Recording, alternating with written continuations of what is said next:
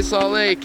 Great Scott at the Great Salt Lake. Great That's Scott. really fitting, actually. Great. Yeah, I'm going to put that on my Instagram. Today we're having a conversation with Scott Mckenzie, a.k.a. Great Scott. And in this episode, you're going to hear why we call him Great Scott. So I hope you guys enjoy this. And with that being said, this is Conversations with Humans. We're here with the great and powerful Great Scott. Start this with a cheers. Espresso and water. Yes, Dipset. Truman made the water and the espresso. Gotta create the vibe, you know.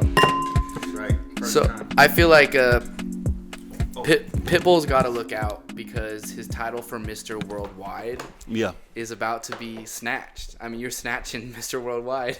Oh, but the artist? No, not even. You've been traveling. You've been all over the place. Man, traveler. People be traveling the world way before I was born. You know. Shout out to the Wright brothers. They invented the plane. Yeah. So, okay. So I'm just gonna do a quick intro. Let's do it. Just to kind of give a little background on Great Scott, we did a podcast episode previously that everyone can go check out. But Scott is based out of New York. Yep. And, you know, we're based out of Utah. And so not a lot of opportunities come where we can do this in person. But today we're doing it. Scott came out to Utah. And so we're making it happen, checking out, making some moves. And Hell yeah. super excited to have you out here. So, Same. I love this place. yeah. Low key. What would you say is one of the biggest differences of Utah from New York? It's quiet. I mean, you don't see. At least while I'm out here, I don't see people on the street. Yeah. Of course, the religion. Yeah. New York has no religion, and it's lawless in New York, and I think it's just chill.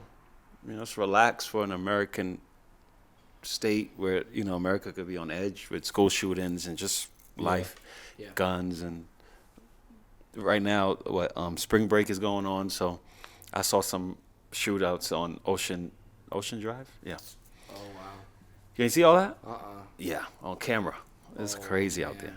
That's The police insane. have been shutting down Collins Avenue and Ocean Drive, so I'm like, who the hell want to be around all that? And you come out to Utah and it's just mountains, man. Yeah, it's like from Utah, we don't really hear much in the news about like where New York is at right now, especially like I feel like because there's so much other big news going on in the world. Definitely. But I didn't realize until like talking to you today that New York has been pretty intense lately. It's been extremely bad. Extremely bad. You know, violence is up 400%. Guns is, you know, it's a state that doesn't allow guns, but guns. 11-month-old just got shot in the head in the Bronx. Not that they were trying to shoot the baby, but just trying to shoot somebody else. They killed the baby. Yeah, collateral damage. A lot of stuff is going on in New York. It's like back to like, not in a good way. It's just back to like the 80s and the 70s before Rudy Giuliani came in the picture. Yeah. Yeah. So I kind of miss him now. So speaking of like the 80s, it'd be really cool to just kind of go back to the start of your story. Yeah. Maybe like a basic question for our audience. Where were you born? Okay, long story short, I'm born June 24th, 1985 in Newark, New Jersey. Grew up in East Orange, New Jersey during the crack era. And I have to say that because my family was on drugs, heroin. And they, you know, a lot of my family died of AIDS from the needle, just sharing needles and stuff. This was, like I said, this is the early days when nobody really understood what it was. So they were just overdosing a lot or whatever. And then I grew up down the street from the Fugees. As gang culture was getting popular within major cities like the Bloods and the Crips, it had expanded to the East Coast. At this time, hip-hop is growing into another scale of things. This is when now millionaires are coming out of the music industry. I'm still like in 95, whatever. And my mother used to work for Bad Boy. She was there when Biggie got murdered. And she also worked at Death Row. And so I was around to see all that drama and what that turned into. And then just skipping stuff. Worked with Outkast, worked with Rough Riders. So that's DMX. That's how I know Jadakiss and I'm from like '97. Wow. And then everybody. So then a Billionaires Boys Club was. Oh well, I interned at Double XL magazine, Vibe magazine, The Source. This is when things used to be on print. And then by like 2005, I got Pharrell from the Neptunes. It says he's blowing up. He brings Bathe and Ape and Billionaires Boys Club to America. That becomes what it becomes. I just happened to be in the New York scene at that time. And then I worked with a lot of people in between all this. But I used to work at Radio City Music Hall, Madison Square Garden. I used to make cotton candy, popcorn. Well, yeah, you make popcorn, pretzels, hot dogs. I worked in the kitchen. And then I did the bar too. Sometimes I was a bartender. They were short on staff. So that also taught me production, entertainment stuff. And then, not to be crazy, that's it. So, speaking of Billionaires Boys Club and Bape, have you ever met Nigo before? Yeah, I have a whole picture with him. Okay. I saw the spread in the... With Cause. Yeah, Cause did art on it and everything. That was for ID Magazine, 2008. Wow, that's insane. Did you listen to the Nigo's new I love project? Yeah. It's cool. I like it. What song stood out to you the most? I like this Lil Uzi Vert song, and I love Pop Smoke song, and I love Tyler the Creator song, especially with the video. I thought the video made it better, and I like the intro because I know what Slim Thug was and them sampling that A$AP Rocky and Tyler freestyle on that. It was 2 beats I think they did, but they were both Slim Thug because Slim Thug was signed to Pharrell, Star Trek. Okay. But Slim Thug wasn't there, one of their biggest acts, but for the South he was, Texas, Atlanta, all that stuff. So I'm a boss, and that's he was screaming that before Rick Ross. He used to say that a lot back in the day. Yeah. So them freestyling over it. So I hear the thing, I hear it differently because I know what references, and I know Miss Tyler was definitely created by that era. Mm-hmm. So I love it because I worked with him during that era. Yeah, Tyler, he also pays homage to Jadakiss, and personally, I would say Tyler has been one of my like number one influences. Mm-hmm. But I'm interested in like your perspective on an artist like Tyler the Creator because you've been around, you've seen the scene a lot more. Like I didn't start listening to hip hop music until like 2013 or 2012, like when I was in high school.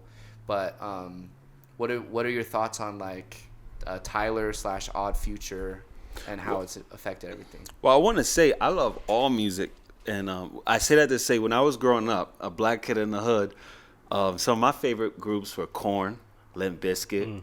I used to like bring like Christina Aguilera and NSYNC CDs to school, and you know I'm in the hood. They like this faggots and like this music is popping to me. Right. Anything TRL related, I used to listen to a lot. And hip hop at that time was still the underdog, even though we had an Eminem and all that stuff. It didn't compare to Kiss and what Metallica and them was. So anyway, so now it's crazy to see that hip hop is the dominant force now, and those genres like Blink-182 and them, you can't really find that energy no more. I rarely find it. So anyway, I think I like what it is now because I wouldn't even call it hip hop no more. I don't, because it's like I'd be like, where do you put Kid Cudi? You know, where do you put Tyler the Creator? They're like, oh, Lil Nas X is so like diverse now. It's like an element of it all, and NERD, one of my favorite groups because Pharrell and Chad and them, they were just, it was like rock rap. I don't know, but you got to evolve as an artist. And as I look at Playboi Carti, like Tyler Creator, like look, every album there was a theme. Even look, The Weeknd, he's got this theme, everything. The radio theme on the new one, that's pretty cool. You got to be a character now, so that helps. Tekashi 6ix9ine was a character. It was a unique version of a gangster, and no, it was. Everybody talked about the rainbow hair and the Bloods accepted him, especially being in New York. Like that conversation was just like, this shouldn't exist, but people were allowing it. So and then I like Jaden Smith. I actually like some of his songs. I'm trying to think. I mean, I like it all. I listen to it all. Even if I don't like it, I try to just understand why the kids like it. Because before I even worked with A Boogie, I never listened to a song. Never. And then I had to go to a show to just get it. Then I was like, oh, okay, I see. what they Yeah. like about it. He's the new bad boy. He's their new when I was growing up, Bobby Brown. Bad. This is what a bad boy looks like to them, and that's how the label wanted to market him. Atlantic Records said they wanted him to be like a Justin Bieber rap, but a badder version. Because it just confused me how like it's all these white kids coming to see A Boogie, and he's talking about hardcore hood shit, but he's singing it though too. So I was always like, that's interesting. I don't really get what are they hearing the lyrics, or it's more about just the energy The of vibe, it? yeah. I don't I know. feel like this new wave of hip hop, since from like all these new SoundCloud artists, has made it way more melodic. Yeah. Like it's been a lot more. Like when I think of like my favorite Boogie with a Hoodie song is probably "Drownin'," and like that song is very melodic. And Yes, that song does like, big when he performs it. Yeah, I'm sure that seeing that one live is probably really awesome. Yeah. What got you working with the Boogie in the first place? Well, the real thing was I was reaching out to my man, brother Hassan, about being a partner in a tour management type of company. I was watching what QC was doing, Quality Control. They have Young Thug. No. They have Migos. They have Lil Baby. They have Lil Yachty. Things like that. So I was looking at Coach KMP like, yo, we could recreate that, because I know a lot of the younger artists, at least who they are, because he's older. He don't know no little Tekkas and all. He's like, I don't know who the hell these people are. And but his experience to work with Mary J. Blige, DMX, all these people, and I interned for him back in the day too. He used to be 50 Cent's road manager back in 2003 during the height of 50. So I used to intern during that time too. That's how I skipped a lot of stuff, but I was like, Haas, we gotta get together. You could trust me. And that was in 2019. He said, I'm in London with A Boogie with the Hoodie. I was like, who the hell is A Boogie with a Hoodie? I swear to God, I was like, I never heard of this person. But I'm going to catch the next flight out, and I did. I had no money. This was like my last couple of dollars. I'm going to go out there and just see what could come out of it. And then I was with them on this whole European tour, and that's how I just started. And sometimes it's like that in the music business. Yeah. You just know the right person, you're in the right room, and next thing you know, you got a job. I feel like you're someone who's really good at finding opportunities and like recognizing an opportunity and taking that opportunity even if there's risk involved. Like going out to London, like that was not the easy thing to do, but the benefit from that was huge. What would you say is like a tip that you would give to someone that struggles with taking risk? You're going to die anyway. I mean, that's how I look at it. Yeah. You got one life to live, and I think about people like Virgil, or I know just people in the hood that just things randomly happen. Yeah. I had a friend, especially now recently, because I'm only 35, but I've had a few friends from high school that they're dead in their 30s from cancer. I don't know, they found out and then 2 weeks later they died. I'm like, how? It's like me seeing you, and then next thing you know, you're like, yo, he's in the hospital. He's about to pass away. Yeah. And then COVID comes in, and that changed the game too. So I would just tell people, you got one life to live, man. Make the best of it. You don't know what randomly is going to come in your life. Yeah. You could, let's say you eat healthy and all that, and then a car crash happens. Yeah. It's just life is life. Yeah. So there's nothing to be scared of, because ain't none of this coming with you anyway. The debt, whether you're not in debt. Can you imagine being Virgil? You make it, you're rich, and then you die? It's like, damn, or Nipsey Hussle or whoever, So what's gonna happen is gonna happen. There's nothing to be scared of. Just live life, You lucky. We're lucky if we live to 80 at this point with COVID and stuff. Yeah. I know. Yeah, we're lucky if like the society and the world is even gonna be around in 4 decades. Like with war, with pollution, everything. I know. I feel like when I was a kid, like the cancer and all these diseases wasn't as prevalent as it is now. I don't know if the food and the chemicals, because we didn't have Santos and all these brands that do what they do now.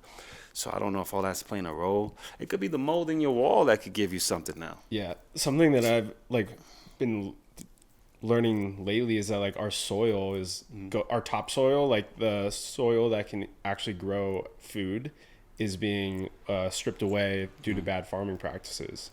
And so like they're like actually concerned that we're not going to be able to like grow food in a few decades because of the fact of that. But I mean, things, when there's problems, there's always going to be opportunities for people to come in and start new things like vertical farming or something like that. But it's still like there's like actual things that could derail society. You know, as we've just learned through 2020, like you never know what's going to happen. Like on an individual level, you could get hit by a car, but like society could metaphorically get hit by a car with something, you know? Asteroid.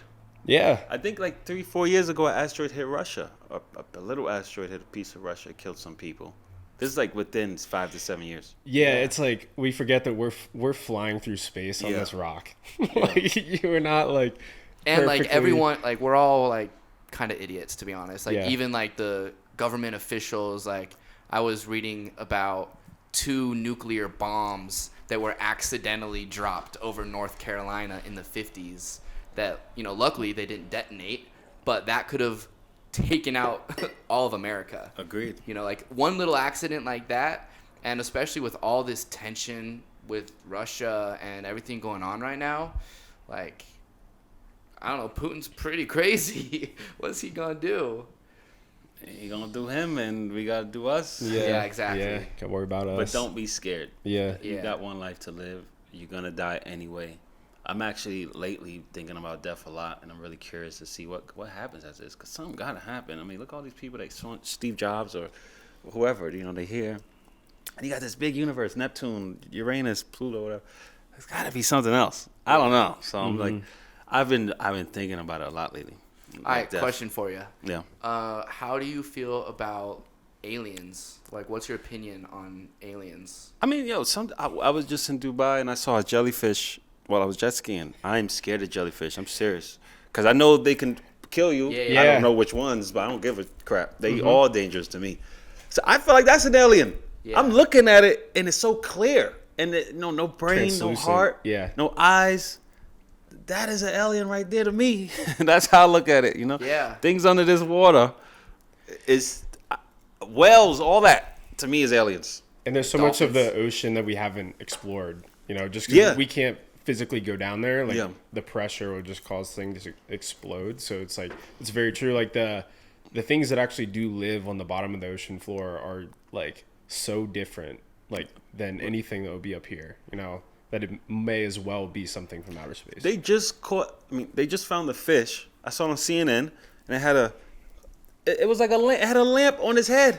You see Yeah, this? yeah, and it looked yeah. like a big undermouth. It looked like Yeah. something you see in Super Mario or something yeah, like that. yeah. I was like, they just discovered this.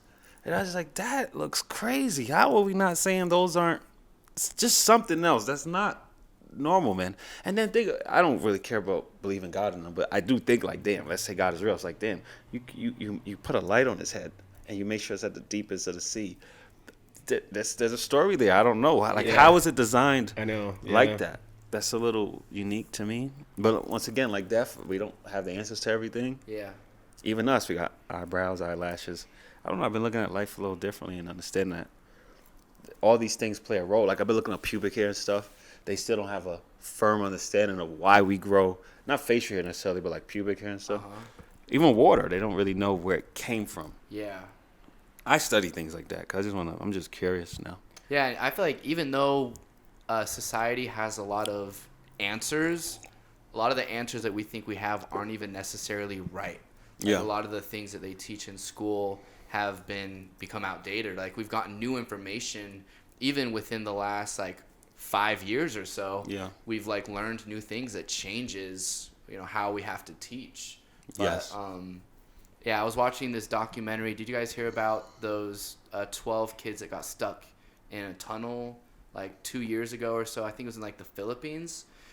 Like a mine. Yeah, I think Yeah, it so. was like a mine. Like they were exploring these tunnels that go really, really deep, and then the water rose, and so it forced them to be. Oh, they were yeah, trapped yeah, in those yeah. tunnels, and so they had to That's a nightmare. send divers. And as I was watching the divers, like these guys that are professional divers, it was like they look just like astronauts. Like they're in a full like suit underwater, and it's like the same as if you were like an astronaut in space. But there was like a documentary on that on Netflix, I think, that was really dope. I actually really enjoyed it. But I definitely have that same opinion on just like looking at other life on Earth. Like if I was an alien from Mars and I was looking at Earth, the humans would be aliens, but then the dogs would also be aliens, and then so would the fish and all the other species on Earth. So like if there was like a alien planet out there that had other life, there's probably also different species within that alien planet. Like we got bears and deers and all that stuff. Yeah, I agree. Like alien is kind of a broad term. Like it's just like alien is foreign. just something that's foreign from your like environment. Yeah. You know, doesn't mean a green figure with big eyes. Yeah. Okay, so we're kind of getting a little bit sidetracked on aliens, but I like talking about aliens on this podcast because I think about it sometimes. But I'm really curious of like, who are some of your key influences that you would accredit to your career? Well, you know what? I've been talking about Hype Williams lately. Yeah. This guy, like, and it's funny. I got stories on that for days because I worked with him before. But in the 90s, he was a big deal in the music industry, especially in hip hop. He paved the way on the taste that we have now.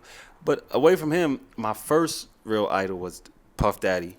Not only because my mother worked with him, so I got to be there and watch him. Yeah. I seen his creativity, I seen his vision.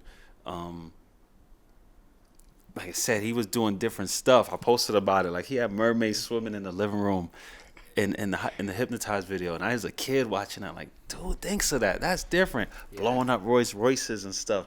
A kid from the hood, like this is like, damn, you don't do that. Like that's a Rolls Royce. Yeah. Rolexes. He's actually the reason he made you feel like you wasn't successful if you wasn't 21 and a millionaire back then, because nobody was a millionaire technically like that. Right. He was one of the first that was like flamboyant on that scale. Like, I'm young and rich. Like, y'all gotta get rich like me. Anyway, so Diddy definitely was the first. And then I admire 50 Cent. My mother did the Cash Money Rough Rider tour back in 1998. 50 Cent opened up for that tour. And this is before he got shot. This is when he was super new, wasn't signed. Nobody knew him. Because they always have like a few opening acts for the main acts come on. So to be on that tour and to see him then, 98, so we're looking at 2003, 5 years later, he's reformed and he's this six-pack guy.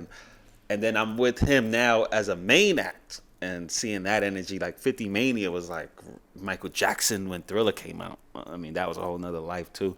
But because like when Thriller came out, everybody had that red and black jacket on. My mother, I got pictures of, you had to just live it to understand what Thriller meant to culture at that time.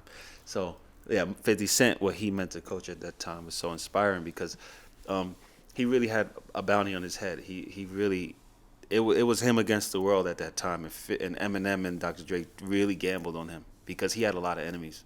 And we're not talking about no regular street stuff. We're talking about enemies that had millions of dollars that were putting money on his head, telling people to take him out. Mm-hmm. And he didn't care.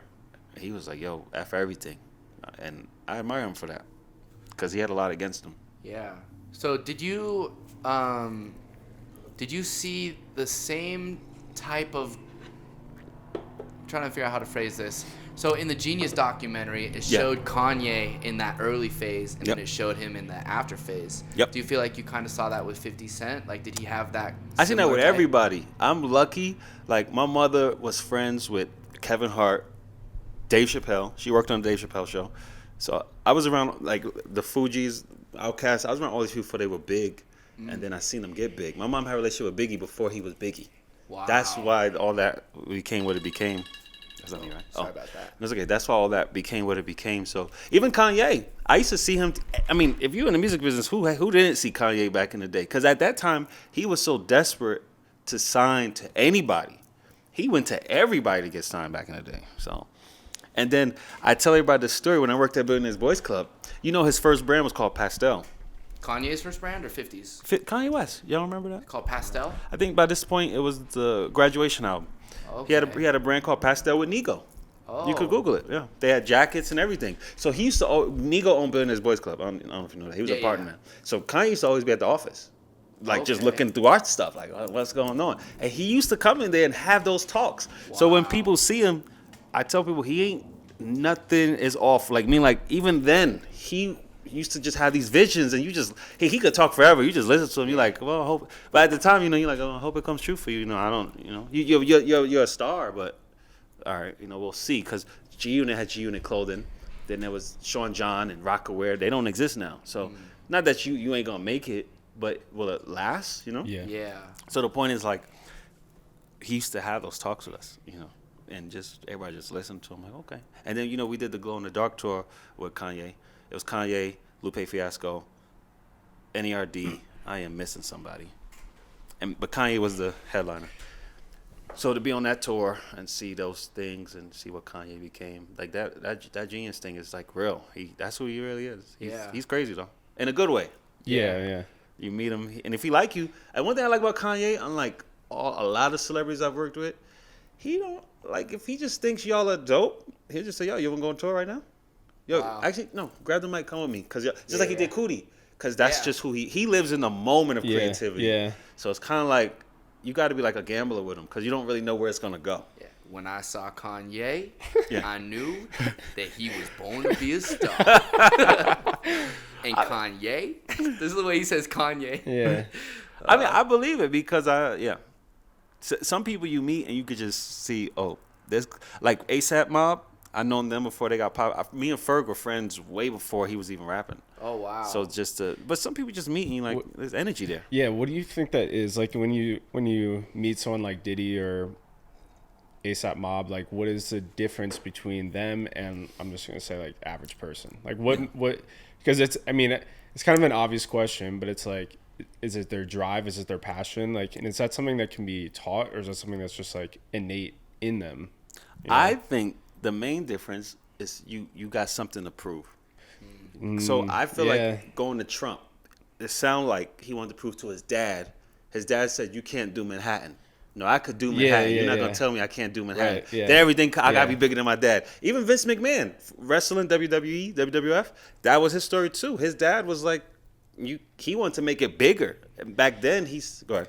No, yeah, that's interesting. I think that like it's like having something to prove is like the initial like fire that gets them going. I think eventually it transitions into like being a household name. Maybe is something that like keeps them going, but because like once you arrive at that point, it's like, what now? Like, but it's like, well, that's what's saying with rock and roll. I think because they were number one, and then you just stop caring. We doing all the biggest arenas. While hip hop is like, no, we want those arenas too. We want to have something to prove. Then when you look at hip hop, it was New York, then West Coast, and then you should put this clip in there. Andre 3000 from Outkast, and at the same Source Awards where Suge Knight came at Diddy, Andre 3000 got on the mic because the South never got no love, and he said, "I just want to let y'all know the South got something to say." And to see that, to them being the first hip hop group to win album of the year, Outkast won album of the year. Wow. But that's why Atlanta is number one now. Migos, Young Thug, because they had something to prove back then. Yeah.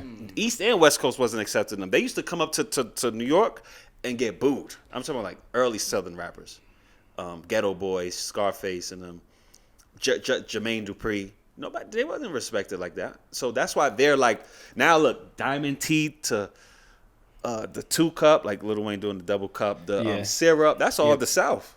Yeah. They made they mark, like, because the South got something to say. So I watch things like that. So anyway, something to prove. If you got something to prove, Kanye has something to prove. Jay-Z has something to prove. Remember, people told him no, his first album. He didn't get signed right away. That's why he became his own record label. That's interesting. Yeah, Kanye, I feel like it's like you kind of have to, that's something to prove factor. It's like you can move that into different like industries. Like, because Kanye wanted to prove that he wasn't just a producer, he was a rapper. But then once he gets to that, it's like, oh no, I want to go into fashion. You know, and it's like the best dressed you have rapper. to, like, he constantly faced that like like you can't do that, that idea.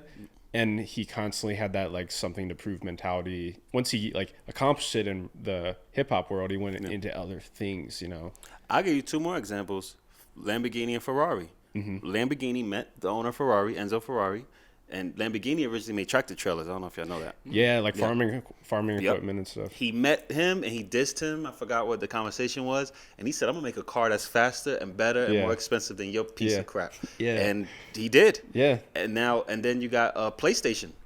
I don't know if you know that story, but PlayStation, the Nintendo 64 was originally supposed to be compatible with Sony or something like that. Sony wanted to do disc. Nintendo said, no, we stick in a cartridge. And then they didn't tell them that we're going to just X them out and we're going to work with Philips, the electronic brand Philips. Yep. Yeah. and they X'd out Sony. And Sony, out of retaliation, created PlayStation. They did not care to get in the video game industry. That was strictly out of spite. So it's once again something to prove. How dare you? All right, no problem. We're gonna make something bigger and better than you. And the PlayStation 1 and 2 are still the top selling consoles. Yeah. And mind you, Nintendo is a 100-plus-year-old company. I don't know if you know that. They're over 100 years old. They started with cards back in the 1800s. They got to video games in like my year, 1985, when Mario was first born. Yeah. So anyway, it's all something to prove. You look at most of these companies, they all started by somebody telling them no or just belittling them. Like, you're a peasant. And then they say, you're going to see. You're going to see. You're going to regret that. When I worked at Double XL magazine, that's what that was based off of. I don't know if you know Double XL magazine. Yeah. Now they do the freshman cover, but back then it wasn't that. Long story short, Elliot Wilson worked at The Source. Benzino didn't like Eminem. And so he used to, it used to be a 5-mic thing to say if your album was hot or not. And Benzino used to be a rapper. He was always putting himself up there and all his friends.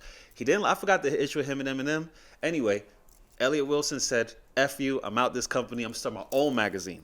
And they were puny. My mother was a part of the first issue of Double XL. This one was small. Really? Yes, it's crazy. That's cool. crazy that I wound up interning later there. And that was organic.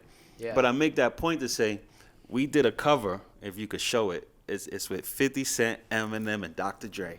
And it said money, power, respect. This is when 50 was on the come up. This is when he was blowing up. That cover at that time did 20 million sales. Magazines in general, if you was Vogue, you was probably, if on a good month, getting 5 million. That was a very good month. Yeah. Average would be a little under $1 million, a little over $1 million. If you were Vogue, much less The Source in them, which is lower. So my point is that's when we knew what 50 was about to be. Like, oh, he is about to be a mania. And that cover destroyed The Source. And that's what I'm saying. Elliot Wilson having something to prove to Benzino, and he did that with no money. But his ambition was like, these guys have no integrity. We're going to write about hip-hop in an integrity form and partner, because these guys got next. He saw Eminem, and then they created Rap Radar, and they created so much other brands, SiriusXM. That's all Eminem, Paul Rosenberg, and anyway, that's all behind-the-scene music stuff. But so all that stemmed from The Source, having beef with The Source. And The Source at one point was like our Bible in hip-hop. That was the Bible if you was in The Source. And then they just, they lost their mark. So they went bankrupt, everything. I mean, yeah, it's crazy how, like, competition can push. Like, even makes me think of, like, Uber and Lyft. Oh, yeah. Pushes innovation. Yeah. Like, even, like, I think, like, for, like, startup founders or company starters, there's, like, this initial emphasis on being, like, brand new or, like, doing something totally different. And, like, or at least that's how I felt with our startup. And it's, like, there's really so many opportunities that you can reinvent the wheel that it's more about, can you do something great consistently? Like, there's not as much of a need for, people to create the next Uber. But if Uber is, maxed out and there's problems with Uber, then Lyft is going to pop up and it's going to make both companies greater. Yeah. You need Amazon. You need Walmart challenged Woolworth. That's before both our times, but Woolworth used to be what Walmart was. Every company was like little. And Jeff Bezos said this in 60 Minutes. There's going to be somebody that takes him out one day. But right now, I'm the man, and it's kind of like the natural cycle of look at just MySpace. like patterns. Yeah, I was young. MySpace was my world. Yeah, So I can't believe it's not here no more. You couldn't tell us that wasn't the world. And now we got Instagram and all these things. It's like kind of crazy. That's why I was saying earlier with Kanye West. It's like, as you get older, you see so much things come and go. Who's really going to be Coca-Cola? Who's really going to be here for 100+ years? Yeah. Very rare. You're going to make money and, okay, great. But will you last? Only time will tell. And we'll probably be dead before we see some of these companies die. But Louis Vuitton and them are like, that's why you got to give them credit. They're a 100+ 50-year-old company. A lot of these companies, Mercedes-Benz, all of them, Yeah. It takes a lot to stay relevant. Yeah. Every generation. To be a timeless classic, that's super difficult. Okay, so I kind of want to talk a little bit about, like, your last couple of weeks. Sorry, yeah. Talk. Well, no, I just kind of want to cover a bunch of different ground while we let's do got it. you here. But let's talk about maybe London first. Yeah. And you were out there with DJ Lil Bruh. Yes. Who, like, he's such a cool guy. Like, I'm glad I got to meet him in Vegas. Oh yeah, damn, I forgot. He brought me that down fast. there to like do a video with them and stuff, and Jadakiss, and Yeah. just maybe tell me a little bit about how that trip was. So London was a success. Long story short, I'm managing a DJ named DJ Lil Bruh, and I like him. I think he has great potential.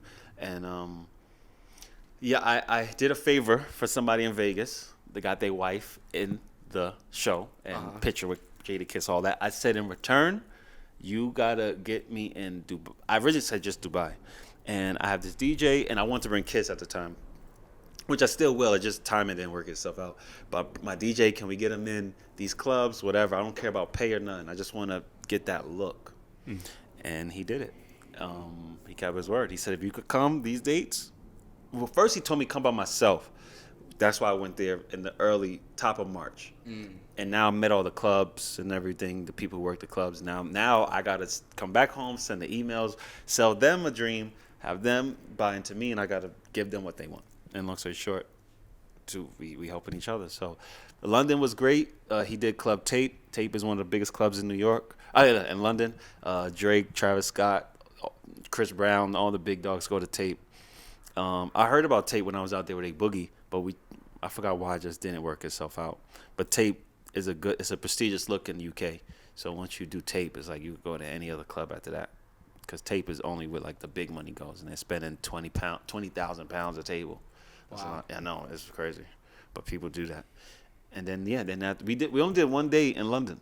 Oh, really? Yeah, me just like you talk whatever. I'm very big on just be in and out. Do what we gotta do and keep it moving. Yeah. And we went to Dubai the next day. We landed in the morning, and off to the races. Got the car, did all the basic stuff, check in.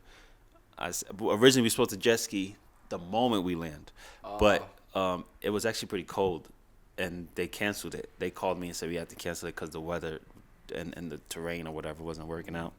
So luckily last day they said we're open if you want. We got 9 a.m. Yeah. I said, hell yeah, I'll do 9 a.m. I don't care what time of the day it is. Let's just get I want a certain shot. Yeah. And we got the shot. Yeah. So yeah, and that was Lil Bro first time in London, first time in Dubai. I told him just take the gamble on me. He wound up doing more than expected. We originally supposed to go to Dubai and do one club. Wound up doing about 5, or I did a few. Wow. And they thought he was so good that when the DJs there would see him spin, they just said, stay on there. You're good. 'Cause he really was working the crowd. And that's that audience don't listen to stuff we listen to. They're more Afro beats and stuff. And he don't know African artists. So when he comes in the club, he's listening to everything they playing, and he's going on his computer like, okay, who's this? Who's that? And he's putting it in his, I guess, Serato. I don't know how that works, but he's setting it up. So then he's like, and he's just mixing it in with like some Pop Smoke and what he knows, and he really was turning it up. He's a good crowd worker. Like when I was filming the video, he was like going out like any other artist would. Like that's my first time seeing him do that. When he Yeah. grabbed the mic, he got off the turntables and on the stage and started dancing with the girls. Yeah. So I was like, wow, okay, That was cool. I like it. Yeah. Yeah, he got potential. I see him. You look at Tyler the Creator eating the roach and just the Supreme hat, and now he's wearing the wig or whatever he's doing, the Russian hat too. There's evolution. Yeah. You look at Drake. Now I'm saying to say like I couldn't see Drake now then being this sex symbol now, muscles on. Yeah. So I see the evolution. I think you have a really good understanding of like the power of perception. Oh yeah, definitely. Like, can you talk a little bit more about that, like the power behind that? And like, cause it can be used in a negative way, but it's also like a tool to show the public what you want them to see, And I think that there's a lot of people at the top, that are really moving and shaking, that understand that principle and use it to their advantage, whether it be like someone like Drake or whatever. So the power of perception, I don't mind talking about it. These are not real.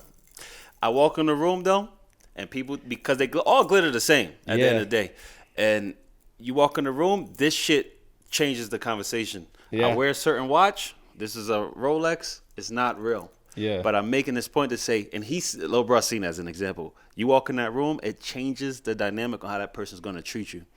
So, but here's the funny part. You can go on Rolex website and they say this is not gold.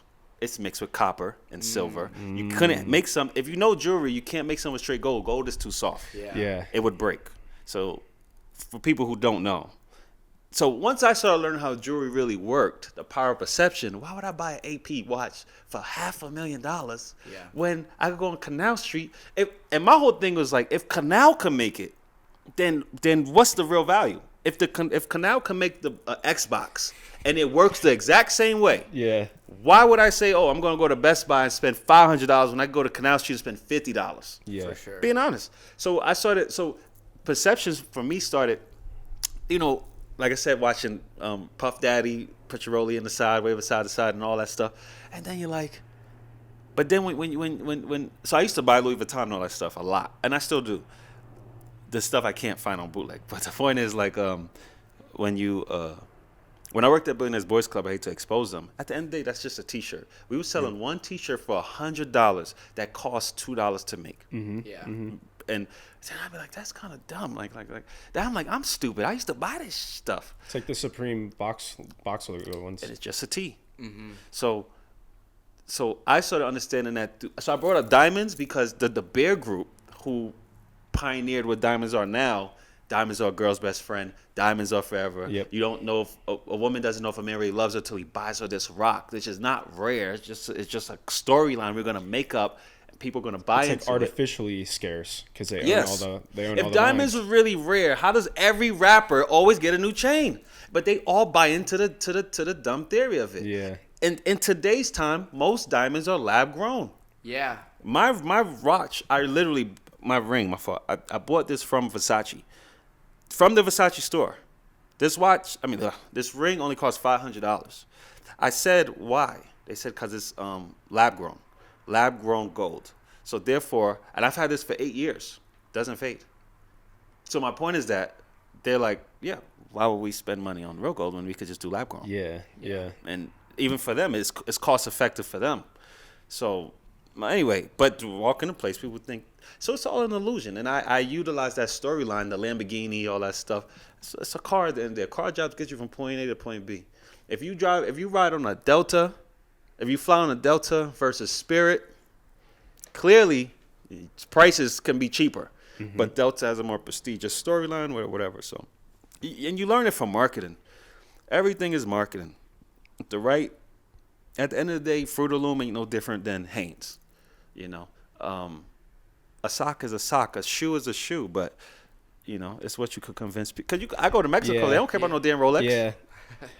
Me and Mike were talking about this, like Nike, Adidas, and Under Armour. Like when you come down to it, it's like the same type of thing. But like the type of person that buys Nike versus Under Armour, different type of values, different type of beliefs. They identify differently, and I feel like even more nowadays, people are making decisions based upon like, what does this company stand for? Their value system, all that stuff. Yeah. Like people are making those types of buying decisions. It's how I look when I eat it, drink it. Yeah.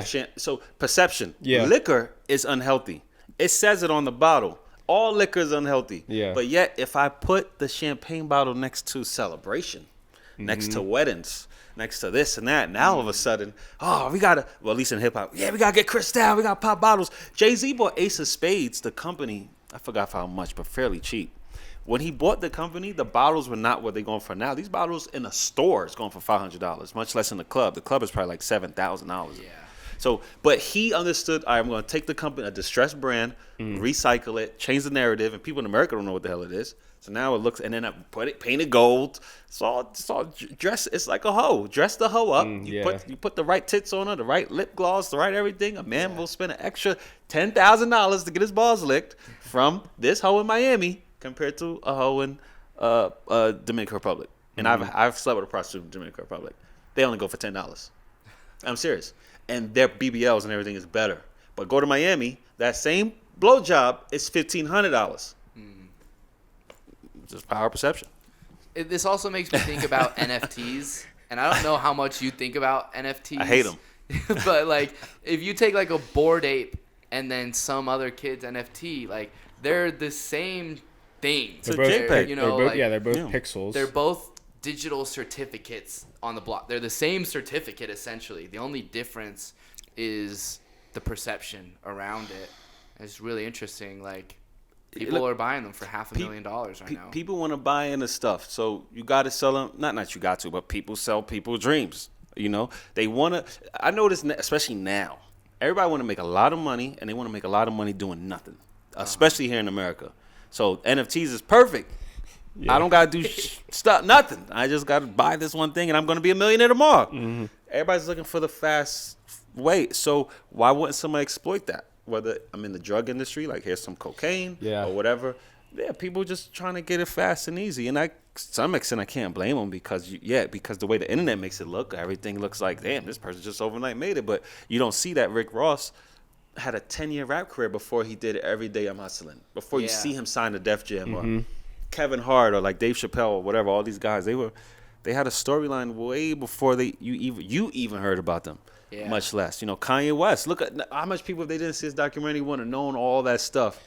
Now it's like, now it makes sense, like how much stuff he had to go through to get. We see him as a billionaire now, but remember when he was arguing with Sway and he's frustrated? You ain't spent $10 million trying to empower yourself. Yeah, you forget about all that frustration he went through to now become a billionaire. Yeah. That's the real world, but nobody want to hear that. So you got NFTs is a perfect scam of like, buy this little thing and buy this plant right now. This plant go for $300,000. Yeah. I feel like it goes perfect with profile pictures. Like that's why those are like the main NFT projects, because that's where people want that perception of knowing that that profile pic is worth $100,000. But it's going to be interesting to see how it kind of levels out over the next few years, because I don't quite know where NFTs are going to fit, because it's so new that people are just like, gonna last. Yeah, it's like the idea behind it is like they're supposed to be good for validating things or whatever, but it's like right now it's like a lot of it is like hype about like how am I being perceived. It's kind of like Jordans, like I'm gonna buy this really rare Jordan, and is it really rare? Just to show that I have it, and I think but that does give it value. Like even though you personally may disagree that some off-white ones aren't worth $5,000. There are other people that do, and that same principle is also like maybe you may not want to buy a Bored Ape, but someone who does buy a Bored Ape, they know more of like the culture around that specific NFT that would contribute to the value. Like the same way that I would understand sneakers to say, those bread ones are, even though the retail $200, those are worth $1,000. But if you were to tell my mom that, she'd be like, I'm not spending $1,000 on those shoes. So everything is worth what somebody's willing to pay. I'll bring up the supermarket. You go get a liter Coca-Cola, it's cheaper than the 20 ounce. Yeah. If you've been conditioned to think that makes sense to spend $2 more on a 20 ounce over a liter, then that's how it works. It's stupid though. So, you could go to Costco's and if you buy M&Ms from the box in the store for $1 each versus Costco, they're selling one box for $3. Yeah. And you got 60 bags of M&Ms.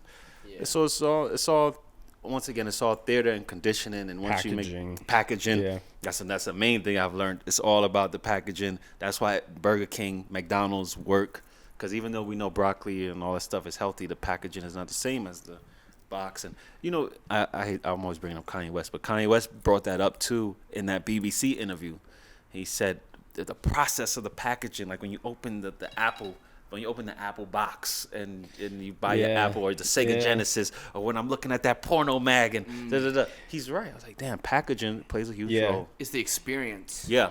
I just saw a TikTok this morning of someone that bought a Louis Vuitton suitcase thing. The Tyler's been doing a lot of that stuff. Trunk, like a trunk. Yeah. Well, Louis I think Virgil did a collab with Shaun White on some Louis Vuitton luggage. They could hold snowboards and. But it was like he did an unboxing thing of it, and it's just like everything down to like the detail, like the drawstring of everything was just so intentional, and like the details. And I think that like having the details right is like that factor of like what has a good packaging. How does it feel when you slide that iPhone out? It's like there's no space. That it's like, sound. Yeah.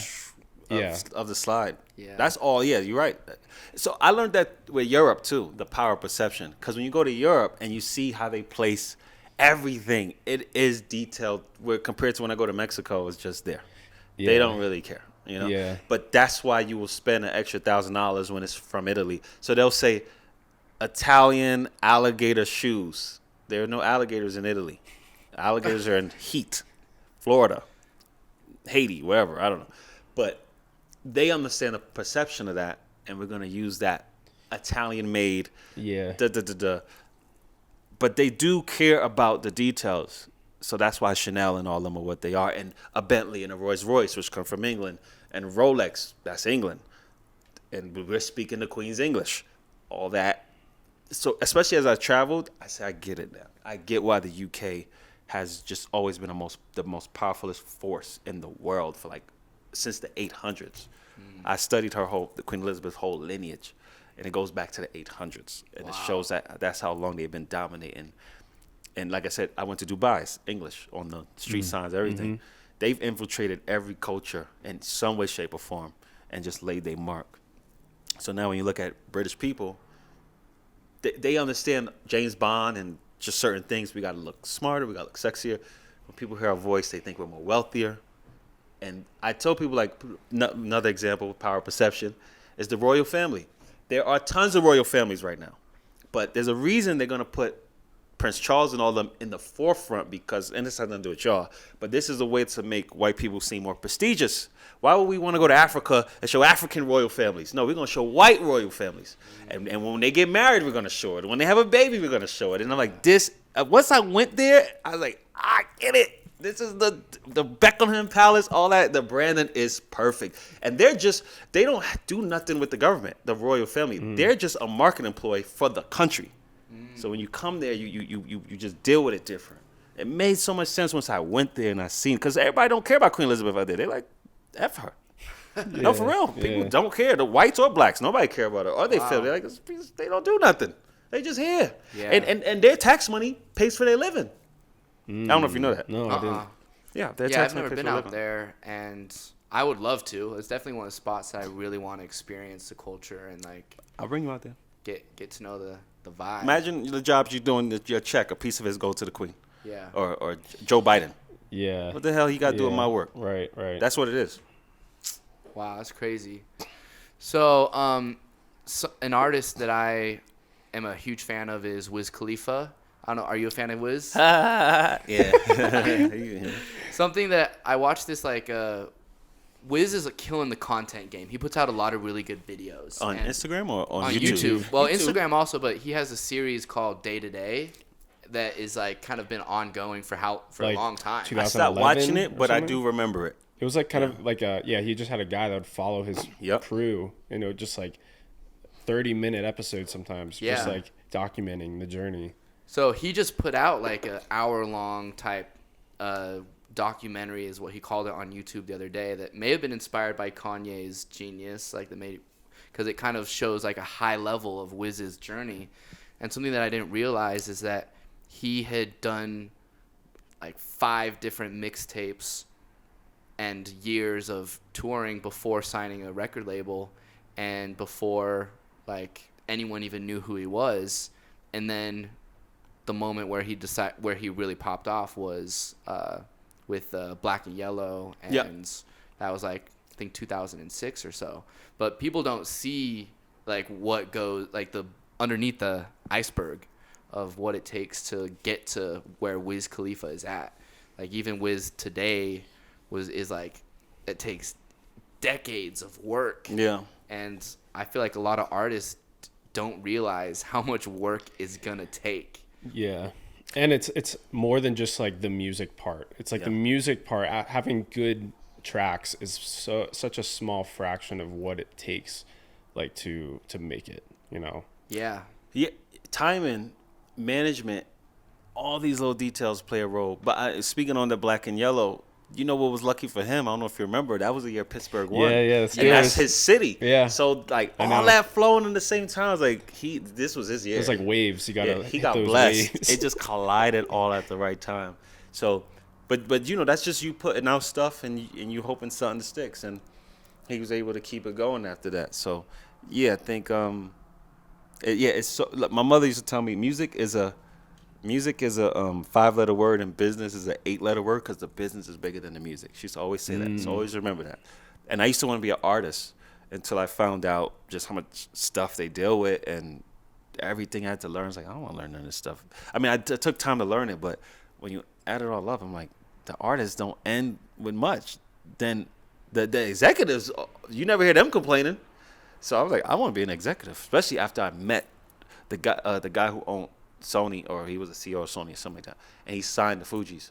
I was there as a kid, and he came to my house. Well, my fault. He came to the studio in a limousine in the hood, and this one limousines was a big deal. So I was like a kid, like, oh man. And then this white guy comes out, shoes, and I was like, yo, whatever the hell he is, I'm about to be it, because he got money and he living life. And I said, excuse me, sir. I said, sir, what do you do for a living? And he said, I'm the CEO of my own company, kid, Sony Records or whatever. And I said, can I sit in your limo? Yeah, he said, give him a Pepsi, everything. I'm in his limousine, I'm probably like 10. Never forget it though. And I was like, yo, whatever he is, I'm it, because this got him a limousine. And I want a limousine too. Yeah. Wyclef and Lauryn Hill don't got no limousines. They still, on tour. This one, we was banging it out in like vans and stuff. Like 20 people in one hotel room. Like, for real. Yeah. Like, sleeping on the floors, on the bed. I'm serious. Yeah. But every crew starts off like that. Like Right. you're just in a Jeep or something. You travel in America and you're just trying to get your songs out there, and people booing you and they're throwing stuff at you. I see that with all these artists, So even like Little Bro and stuff, I like catching artists in the beginning, and then I say, okay, I know how we're gonna turn this to evolution. Because look at BBC and all this stuff, like to see the impact of what it means now. Like I see now with like archive photos and stuff, even Nego, everything. It's just crazy, and I get a thrill out of that. Yeah, I mean the thing about like being a record executive versus an artist is like, let's say I was like 50 Cent or something, I'm getting just 50 cents cut, whereas the executive is getting a cut of 50, a cut of Kanye, a cut of as many artists as their label is overlooking. And so that's just like exponential financial gain compared to a single artist being a record executive. Lucian Grange owns 70% of the music business. You ever heard of him? No. He owns Universal Music Group. Universal Music Group owns The Weeknd. It owns Republic. Republic owns EXO, which is The Weeknd. It owns Drake, because they gave Birdman $100 million, and he discovered Drake, and he discovered Lil Wayne. So my point is that when you see Drake in a $100 million house that he built from scratch in Canada, if he has a $100 million house, what does Lucian Grange have? I didn't even bring up Rick Ross. I didn't bring up Justin Bieber, Rihanna, the Beatles.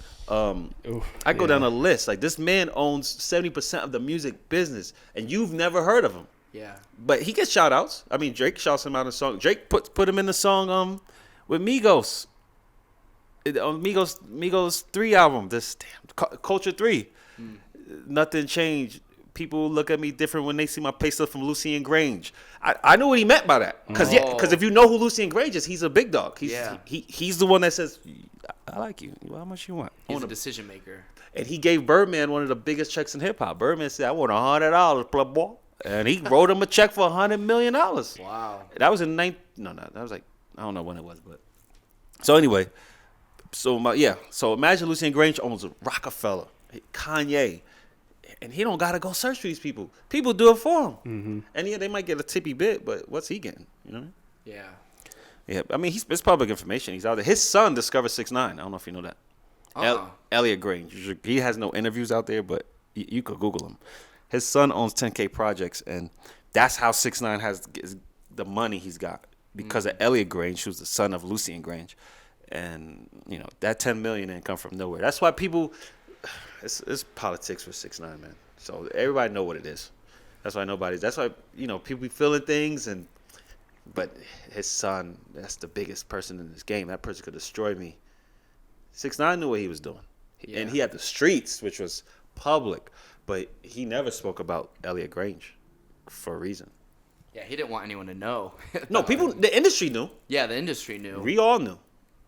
But what you gonna do? You gonna tell the son, yo, you got to get away from him. He disrespecting black culture and all that. They're not gonna do that. So another topic that we've talked about before that I'd love to like kind of dive into is like an artist, like a controversial artist like Lil Nas X or Tekashi 6ix9ine, and like how they're able to build an audience by standing for something and like, you know, being controversial in a sense. But I'd love to hear like a little bit more of your perspective on that. So I've learned too that anger activates, sadness deactivates, and positivity is good, but nobody's attracted to it because if everything's all good, then there's nothing to do.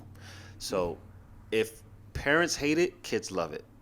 And I learned that with NWA, like as an example. Fuck, I'm F the police, you know? And then you see, or even Grand Theft Auto, the video game. Yeah. Stone Cold Steve Austin beating up his boss, Stone Cold stuttering his boss. And so it's a theater behind it, but you want to be hated, you know? Now, not that you want to be hated, but Floyd Mayweather's good at it too, you know? 50 Cent, he wants to be the bad guy. Donald Trump loves it. I know what he's doing from a marketing standpoint when he says China. You know, the COVID comes from China. And I say, yo, he's such a marketing genius. I get it, and I know how he knows people are just going to jump because they're fools. They'll follow anything. Yeah. They need a leader. So Lil Nas X, I think, had the most brilliant team. And when you look at, like, him being pregnant, the blood sneaker, like, he just knew how to keep it going. And I know that is not easy, but he's willing to go to those lengths. But the music also equated with that. Yeah. Because I like some of the music. The song with Jack Harlow, but then you got butt naked men dancing in the jail. Like, he really went there. Yeah. And he reminded me of Lil' Kim a little bit in the sense of, like, when Lil' Kim first came out, people forget. If you listen to her first album, you should put this in here. Her intro, she was 16 when she dropped Hardcore, her first album. Wow. The intro is a man, it's audio, it's a man jerking off to her. Like, he sees it, and he's like, damn, Kim. And you hear the moisture or whatever. And my point is that was controversial back then. Yeah. And Lil' Kim was talking about swallowing nut and all this stuff. Women didn't talk like Kim. Yeah. The breasts out at the awards. So I felt, but that's what made Kim, you know? Marilyn Manson, I'm trying to think who else, but Eminem, like, hating, quote unquote, gay people. You know, remember Glad used to come at him and he wanted to kill his baby mother and all that stuff. You know, you need that, though, because you need to give people something to talk about. They want something to talk about anyway, so be a rock star. Give them something to talk about. Because you can't get canceled if you don't care. That's what you should get from Trump and 50 Cent and whoever. As long as you stick to your grounds, they are going to just deal with it. Trump Period. once said, I was watching like an interview recently, and he was like, don't apologize. Like, if you get canceled, like, just don't apologize, because that's when they like suck you into That's the when whole they pile thing. up on you. That's Yeah. That's Tiger Woods, you know, and Kobe Bryant when he got caught cheating on his girl. And I want to apologize to my wife. No, Future get caught too. Future's like, It is what it is. I forgot these. You know, he makes songs about just yeah. Even The Weeknd, never need him. I'm what a bitch need. You know, like, just keeping that energy. It is what it is. But if you on that type of time, there's people that think like you. So just be controversial. It works. Being good is technically boring. Yeah. People need excitement. People need adventure.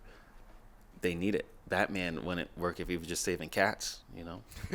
And now look, to some extent, the Joker is surpassing Batman as far as the character of that. Yeah. Thanks to Heath Ledger and everything, but yeah, deep down, everybody want to be the bad guy because everybody want to be free, and I think that's what makes like a Pablo Escobar or Al Capone or these guys what they are, is because deep down we wish we could not give a F too. We wish we could just be like them and just kill people when they make us mad or whatever. But, I think that's why, like, in America loves the gangster. The gangster always got me in a gun, but just the person that's like, F you, who cares? Yeah. That's what I think. So, okay, a little bit of a pivot, but I'm curious of, like, if you have any favorite movies that stick out. Hell yeah. Malcolm X is one of my favorite movies. 1992, Denzel Washington, Malcolm X. It taught me how to be a man, and I love that movie. My mom took me to see that because my father wasn't in my life, so she said, you have to learn what a man is. And that movie just changed my life. Wow. And then I have a lot of movies. American History X. I don't know if you've seen that. It came out in 1998. I forgot that Edward Norton is the main character, and long story short, it's a movie about racism. He's a skinhead. They start the movie off with him killing a black guy because he's a black. He goes to jail, and then the movie's really based in jail. He's with his brothers, his Aryan nation, the skinhead nation, and then he sees them doing business with the Mexicans. We don't mess with Mexicans. Yo, jail is not the outside world. This is business. He's like, no, we don't do that. So long story short, his own brothers rape him and beat him up. They try to kill him, and guess who saves him? Black people.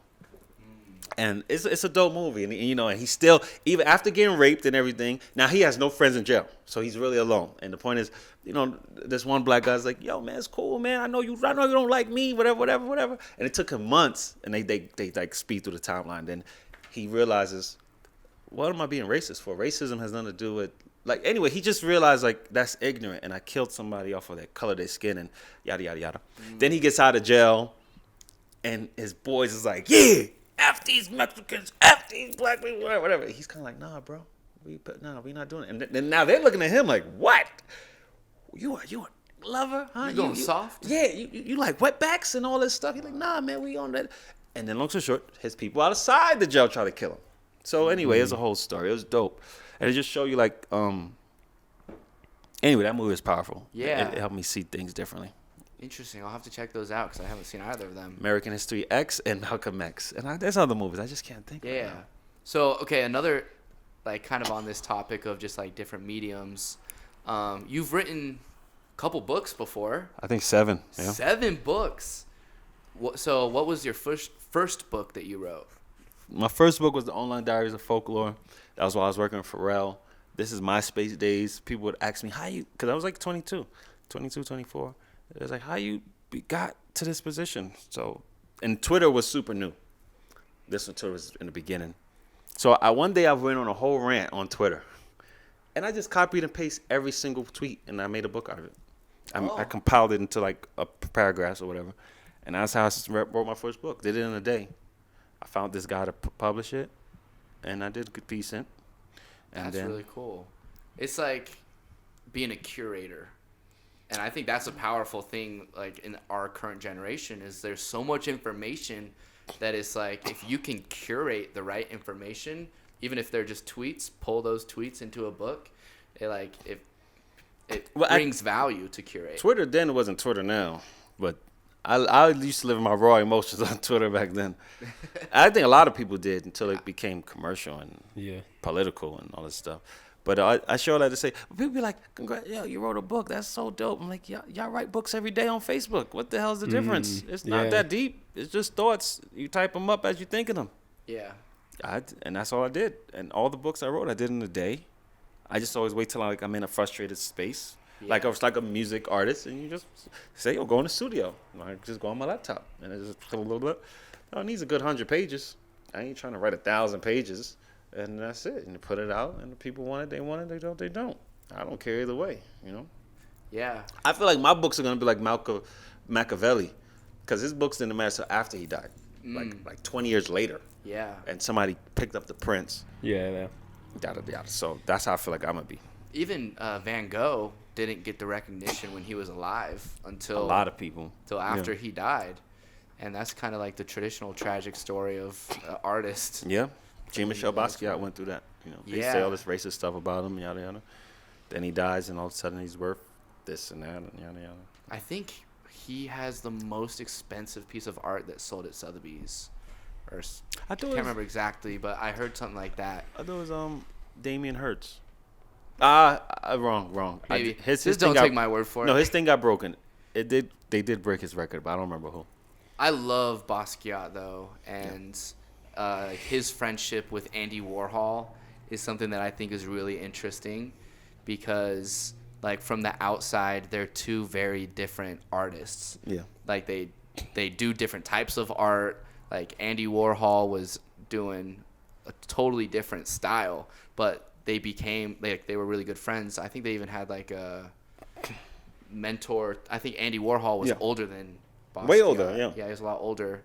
But it's just so cool to see how his style, Basquiat's style, is shown in 2022, because I'm seeing so many different kids that are just like making it almost looks like replica Basquiat art in like the way that his style has survived. It's kind of like this like compilation feeling of like rawness on the canvas. Like it's not perfect portraits, but it's like it's very expressive. I saw somebody say it's like brilliantly juvenile. Like it's just I think years ago I heard that expression. But yeah, I feel like I don't know, but I like him, and I like the story about Jean-Michel Basquiat. Well, when I first used to come to New York, I had this white Jewish kid, and he put me onto Basquiat. And he was like, "Yo, I'm like Andy Warhol, and you're like Basquiat." And I never heard of Basquiat. And he said, "You should buy this DVD called Downtown '81." I don't know if you've ever seen that. It's about Basquiat when he was literally homeless, and this guy wanted to direct a film on him, and he was selling his art for like $50. He was just trying to get by. But it's literally, but he was like acting like him, so he was still Basquiat, but acting like Basquiat. And he was just traveling all Manhattan, and you just see Manhattan in this raw form back in the 80s in 1981. It's called Downtown '81, based on Lower East Side, Soho. And he's meeting Blondie, Rapture lady who sung Rapture. All this stuff. So yeah, then after I saw that, I started getting into culture, art more, especially being in New York with graffiti culture and stuff. I started meeting Stash and Dash Snow and I'm trying to think, Neckface. These all like kind of people that's with the Supreme team and stuff. But I didn't even know what Supreme was back then. I'm from Jersey. I'm like, I don't know what all this stuff is. But I used to be around that energy when I was young. Here in Preston, Virgil too. They all used to be out there back in the day. Yeah, I remember when we first moved out to Jersey, one of our connections, who was Gerard's jeweler. He changed his name now, but it was Mr. Flawless then. Oh, so that Greg Una. Yeah, Greg Una. Well, but this is a different jeweler. His name was Prince. And Prince would do these events during Fashion Week, and it was Prince and another guy named Quincy, and Quincy ran the events, but Prince was the connection. Yeah, man. And Quincy kept he would hire me to do these events pretty regularly, and that was like my first exposure to, that's when I met A$AP Ferg, and I met A$AP Rocky. Are they big at this point? Right? Yeah, they were pretty. Yeah, they were big at that point, and this was 2016. Oh yeah, definitely. But one of the events that I went to, Virgil was the DJ at that event. Dope. Man. And I wasn't even aware until after the event happened. Yeah. And years later, I went through. I found all my photos from the shoot, and I was going through. I was picking out people who at the time I didn't know who they were, but I'm I know who you are now, and I got this photo. I still got that. So I don't have any photos of Virgil. Yeah. Cause that's what I was looking for. I was like, do I got anywhere? He's in the background or something. But there was a couple articles about that event because it was for a magazine. It was the ID magazine, or I can't remember some magazine, and he was DJing the event, and I had no idea he was even there. But being in New York, I had never experienced just kind of going into an event and there's a famous person there, because in Utah it's not like that. Yeah, definitely not like that in Utah. I smoked weed with Sting, Mark Jacobs, the Rolling Stones, because that's how random New York be sometimes. Yeah. And you're like, oh snap, yo, this is crazy. You're not trying to say it to that person, but. And you're with your mom being an acting coach, Yeah. Oh yeah. It's so, I love seeing when you put photos on your story of when you were younger, with The Rock or Oh yeah. It's just so crazy. Why? Well, yeah, Wyclef did a song with The Rock. Yeah. I remember going to SmackDown and just that whole thing. I really geek out for celebrities, but I did geek out for The Rock.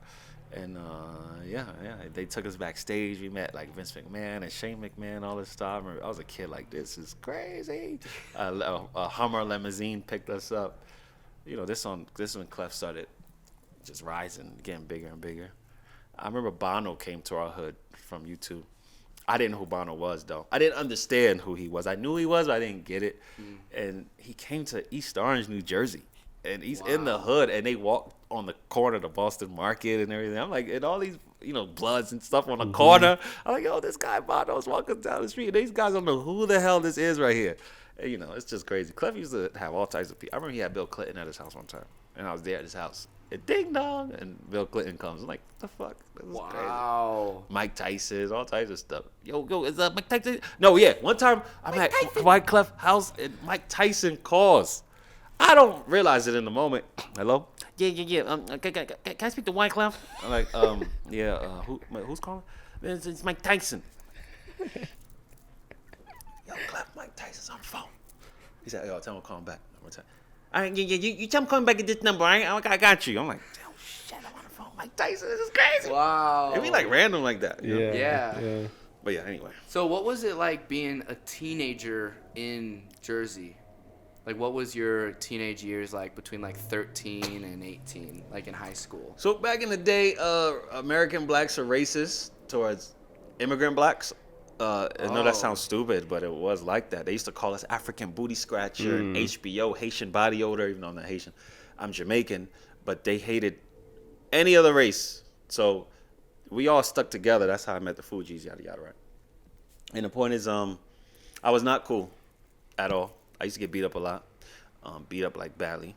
And then, my mother's in the music industry. One time, so Rough Rider clothing and Outkast clothes. This is when everybody started doing clothing lines. I used to get clothes for free. But then, I used to come, let's say Outkast clothes. I used to come with that coat line all the time. And kids would be like, why you always got this Outkast clothes on from head to toe? I saw my mom work for them. I used to not understand saying that, what that did to people. They go, your mom worked for DMX? And yeah.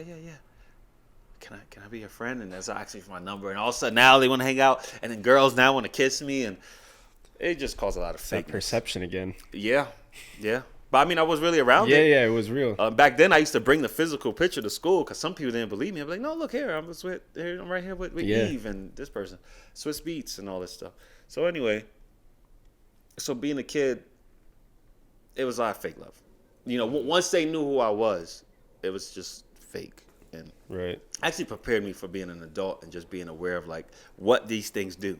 When I'm next to a celebrity, especially now with the phone, it's stronger and it heightens. People are blatant with like they'll ignore you, you email them, whatever, and you might know these people, and then they see you next to A$AP Rocky, and all of a sudden it's like, literally. Oh man, Mike, we got to get up, man. It's been a minute. You're like, you've been killing it, man. Yeah, all that stuff. Like, come on, little bruh's going through that right now. Yeah. He went after every day he was waking up to like 20 to 30 DMs.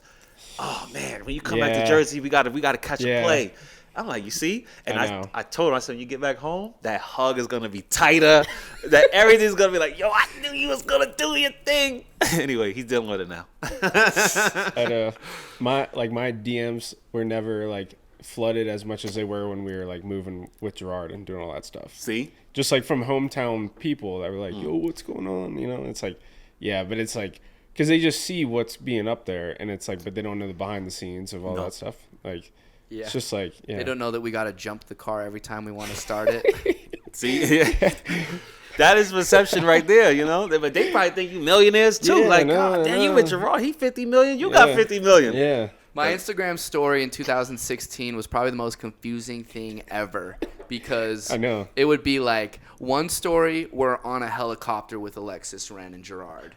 And it's like, everyone's like, whoa. Next, like, as soon as we get out of the plane, we land, and then, the car battery doesn't hold a charge, and we're jumping it right there. And, like, that's the side that people don't see. Like, and also, like, being a photographer, like, or at the start of my career being a photographer, I had a standard for what kind of content I would post on my page. Of course. Like, I would only post photos that I took with my camera, or, like, even photos that I really liked. Yes. And I wasn't fully aware while I was doing that, the effect that it would have after doing that for 5 years or so, where it's 5 years of people only seeing you post the dope shit. Yes. And not seeing, like, I mean, Newark, like, there was a lot of dope things that happened in that time period, but there were also a lot of struggles, and it wasn't easy. Yeah. But it was like 80% of it was struggle. The 20% was like that sauce. Yeah. Maybe 10%. Yeah. Or 5%. Like, But that's all that they. But that's how it it be takes. with a lot of these. I got something in my phone about this, like just talking about the process. I actually posted it about like you don't see all the work it takes to get to that moment of the helicopter. Yeah. The car, get in the car, get in the bag, whatever. You got to buy all this stuff. They just see the end result, and everybody want to be down.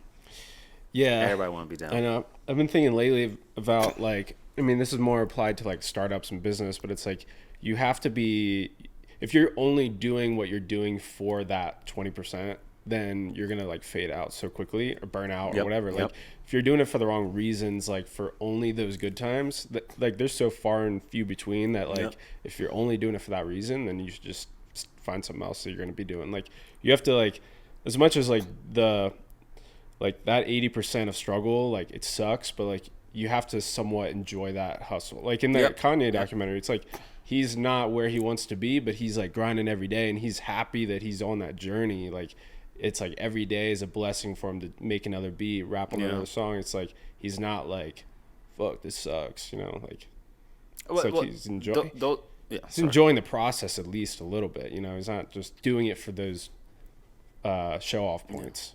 Well, that's how you know who really want it and who don't. Like I ask people, you trying to get high? Like, is this a drug to you? But I'm gonna see when we put you through this, and if you don't want to go through this, then I know you ain't really built for it. My mother, all of us, you guys, everybody went through a lot of stuff to get to where we are now. And I'm not rich neither. I live with my girl parents. I say it all the time.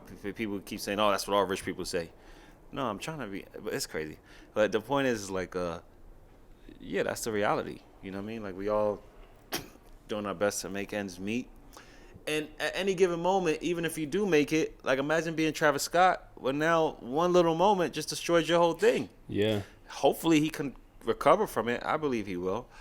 But, I've had a lot of money, lost it, lost it. So I do get that it's sporadic, yo.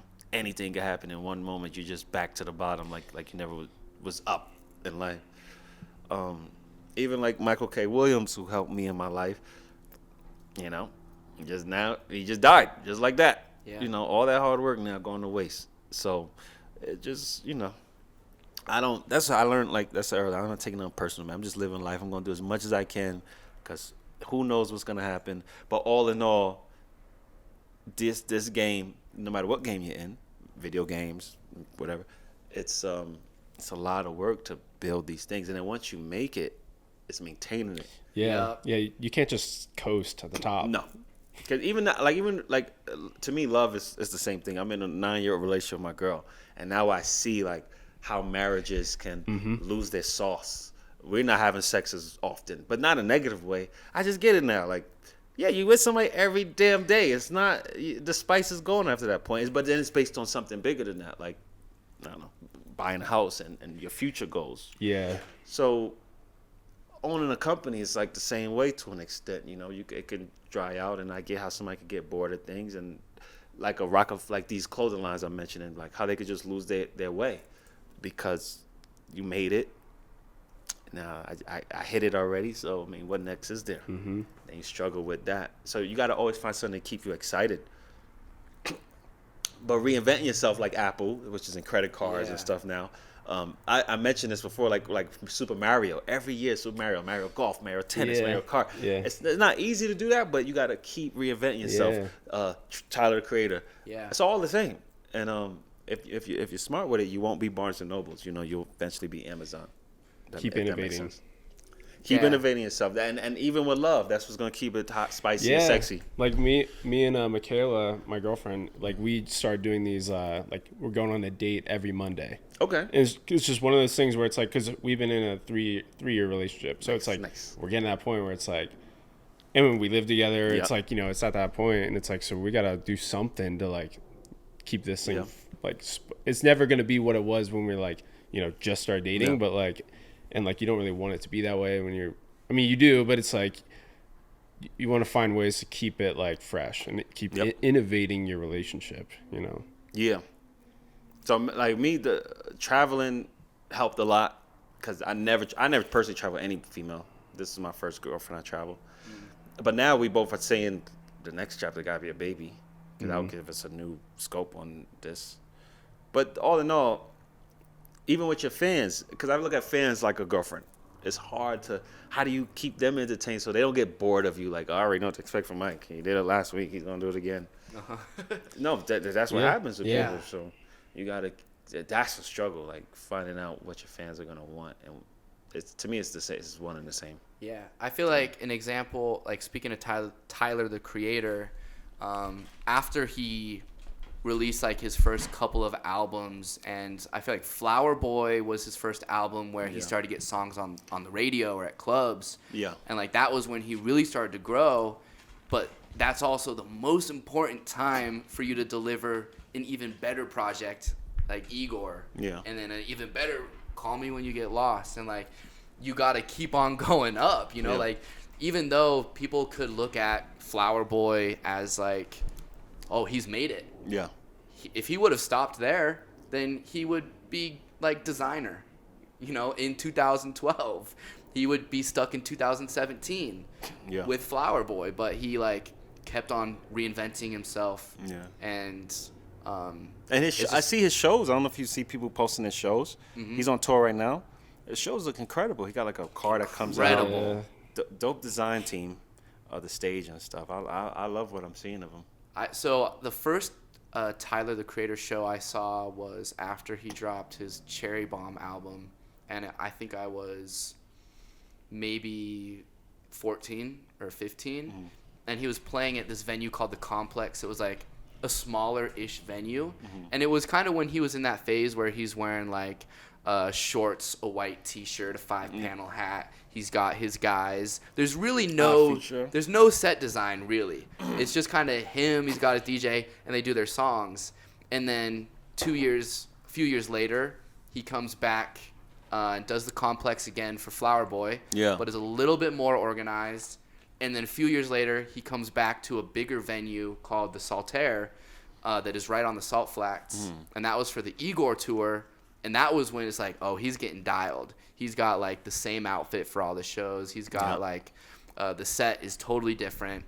And then now this next like the tour that he's on currently is like stadiums. As he couldn't perform at those same venues where he used to just because of how big he's gotten. Yeah, he got a great. What was you about to say something? No. Yeah, he got a great team, great management, and there's a lot to. And you know he had an app at one point, Golf Wang app. He got a store in LA now. Yep. Fairfax. Yeah. I really, you know what's interesting about him? I wondered why nobody asking him about Odd Future.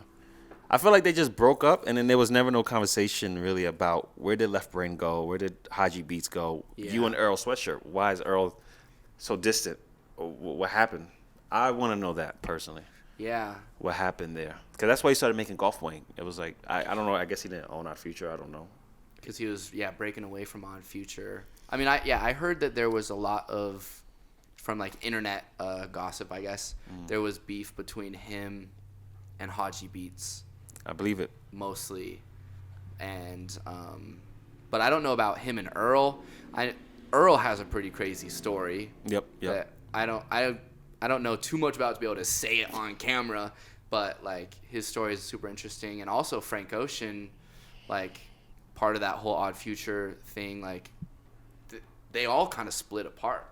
Yeah, like, they haven't been collaborating, and I mean I'm excited to hear Frank Ocean's next project because he's kind of dropped a handful of singles leading up to it, and it's just he continues to reinvent himself and like innovate his music. Like when I think of his Channel Orange album versus his Blonde album, like the Blonde album was super like futuristic, like the song Nights where it has like that switch up halfway through where it has that like sounds that it's like I don't even know what to call this sound, but it's just an interesting sound. And then Channel Orange felt just kind of like a classic record, like with songs that just kind of are timeless and not even super complicated. Like as a musician, I love to learn other artists' songs, like the chord progressions and stuff, to just kind of like play them and practice them. And most of the times, it's like 4 chords. It sets the foundation. He was at the show in Madison Square Garden. Frank Ocean went to Tyler's show. That was like really 2 weeks ago. Yeah, I saw a leaked photo showing him next to his former manager, because they had the same manager, Christian, I think. Clancy? Clancy, my fault. Well, I think it's Christian Clancy. Yeah, and with the wife. Him and his wife are co-managers of the group and the internet and stuff. So like, okay, he's, they seem to still be in touch, I guess. He's super quiet. I see Frank Ocean in Soho all the time. Really? Oh, because he opened his new shop. No, I know he lives Homer, out there. I didn't ever seen the shop. I know he lives out there, and because I used to always see him at Miss Lily's, because I love Miss Lily's in Soho. What is Miss Lily's? It's a Jamaican restaurant. Oh, okay. A lot of the music industry goes there. So and I just see him in there by himself. But I never ever say anything to him because he just looked like a loner. So just let him be. I'm not gonna bother you.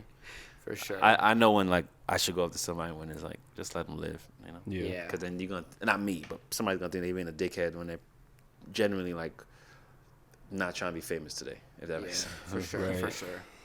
Okay, so I kind of also want to. This podcast has been going really good. I want to be respectful of your time. No, we here. Let's do it. Let's do it. But I want to talk a little bit about the future and what are some of the things that you would like to accomplish in the future or that you're working towards? So I had a company called Celebrity back in 2015 to 19. I failed dramatically, but I know I was a little ahead of my time wanting to sign podcasters and seeing what Spotify did with that. I actually had the idea before Instagram did it where you could touch the picture. It was an idea. You touch the picture, now I know where you bought that. I know you bought that. Like sponges. But I was thinking about it deeper, like if somebody's in the kitchen, all the products in the kitchen, where did he get that from, all that stuff. I had all these ideas, but like you guys are going through, you got a CTO. It was a struggle for me to find a proper CTO. Then when I did, he wasn't the most amazing person. He kind of sold me the dream that he was, but no. So with all that being said, I said to say Celebrity because I felt like everybody was going to be their own media company, and they are in their own way. I wanted to help you help yourself and create a platform that pays you weekly, blah, blah, blah, blah, blah, blah, blah. So my goal, I'm still trying to do that, but now I've dissected it in different ways. I see. So one way is I have a adult entertainment company called Please Don't Tell. I had this idea before OnlyFans, but I want to compete with OnlyFans. But I haven't had time to really work on it. I got the website up and stuff, but to get girls or to get content creators now is now the real next issue. And it's hard because I do too much to like really focus on that part. Yeah. But so Please Don't Tell is what I kind of want to name the festival too, but I'm struggling. But I think I'm going to do that separately in another way. Definitely want to do it out here. But I want to do it like in London and New York where I know I could get away with just certain stuff. So Please Don't Tell for adult entertainers will be that access.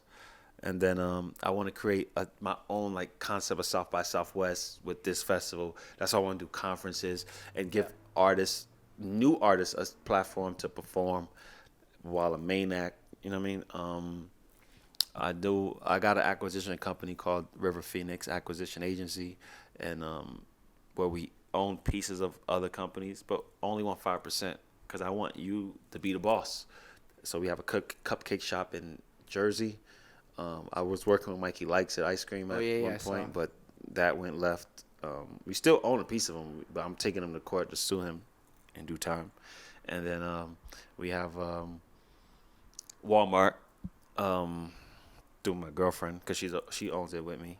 And then so anyway, with that, and like even with Walmart, they're like saying, look, if you know young people with a brand or something, let's say that's your brand, we can help get it in the stores. Okay, boom. We can help get it in the stores. So I'm just big on like wanting to give you a platform to do you. It's a struggle to get to a Target or get to a record label. So how can we help you help yourself? Teaching business credit, whatever. Because you can fund yourself, realistically. Especially in today's time, it's just so much outlets where they're giving money away. Can you talk about that for a second? Because I know that you like I've been learning from you on that, just from what you put up on your stories and stuff. And let's go. I think that is like so interesting of an idea that a lot of people are unaware of, you know. Well, Celebrity led me to that because I needed investors. And I couldn't get somebody to give me no money. And I don't even remember off my head right now how I bumped into like business credit and stuff. And I was like, oh, okay. And then once I started learning how that worked, I would just I asked for like $40,000 or something like that, and I got it. I was like, oh. Then I asked another situation, like example, Citibank is one of the best banks right now. They give out something called a flex loan. So if you got a card, let's say you got 10,000, you can write yourself a check from that credit card, and no fee, no nothing, and you can pay a 0 APR for like 12 months, 24 months, whatever they mail you, whatever you negotiate, and that's what I be doing sometimes. I just did that before I went to Dubai. I wrote myself a $10,000 check for one of the credit cards. Yeah. So that could hold me down for a bit. Then I went to Santander's Bank. I don't know if y'all have that out here in Utah, but Santander's Bank, they don't care about what you're making. They don't even ask you what you're making. If your credit is good, they will give you a loan up to $50,000. I asked, I got the money in like 30 minutes. Wow. Seriously. So I learned you want to go to smaller banks because they need more clients. So Bank of America and them are going to be more fancy and bougie. Mm-hmm. But a smaller bank like Santander's Bank, for me at least, they were just like, no problem. And I found out that's where a lot of immigrants go. I speak for like New York. So that your local Chinese store, the Indian man who owns the laundromat, he's going to a smaller bank to borrow the money to open that up. So we all could do it. So I say, if you need some cash, if American Express, they have a thing called Cabbage. Yeah, I think it's called Cabbage. And they lend out money too, I think up to like $400,000. Wow. So I always tell people American Express is one of the best companies. They're not bougie. All you got to do is just be in a system for 6 months. I would say request a low-tier credit card. Mm. You could Google which ones are the low-tier American Express cards. Because you only need a credit score like $650 to get those. And then, use it for coffee, basic stuff. And then after 6 months, you can ask for whatever card you want to. And things like the Platinum card, you damn near got an unlimited credit line. So use it wisely, of course. Mm-hmm. But that's how Richard Branson started Virgin Airlines. He bought a plane with his American Express card. That's a crazy story. It is. You know that story? Like he was do you know the story? I don't know it. So he was like, I don't know where he was traveling, but he was like stuck at an airport, like where he was supposed to go somewhere, and like they were taking forever, the airline that he was using. And he was like, how much would it be to like charter my own jet or whatever, to get there faster? And so he found out how much it would be to charter the jet to that location, and he just rounded up all the people in that terminal and was like, hey, would you want to pitch in for this? And they like charged them seats to get on it, and he probably made money chartering that jet to there. Like that's like such a innovative mindset, to think of that type of solution, to that problem. Well, you know why he called his company Virgin? Because he's a virgin of business. Everything. That's why he started, because he didn't know the music business. He started the music business. He didn't know that at all. But that's what I like about him. That's what I was saying earlier. He just gambles. He's just like, whatever's going to be, whatever's going to be. He has one of his autobiographies is called Screw It, Let's Do It. Okay. And I just love that idea. I got to buy that. He's just like, I'm going to do it, Yeah, you don't got nothing to lose. And most people don't know what they're doing. Yeah. Me with the money, like going back to business credit, I didn't really know what I was doing, but holy smokes. And then with the COVID actually helped me pay the debt off, because I was like with Celebrity, like $200,000 in debt. And then those forgivable loans, if you did it right, you can get money back. And I just paid all my debt off. That's the first thing I did. And then by my birthday, I was back to zero. But anyway, so you can raise the capital yourself. Now imagine if you and your friends and now 4 of you come together, and now you got like $10 million. If you all just say, yo, let's put all this money together. Let's buy this land right here, build property on this land. Yeah. Y'all can do that. That's what I was saying earlier. With earlier we was having a conversation about Blackstone Group, BlackRock Group. Mm-hmm. When I started getting around like Jewish people, I saw that they all work together, and they could be rich, but they're not gonna use all their capital. They're gonna say, let me give it Mikey. Mike gonna give me at least 10.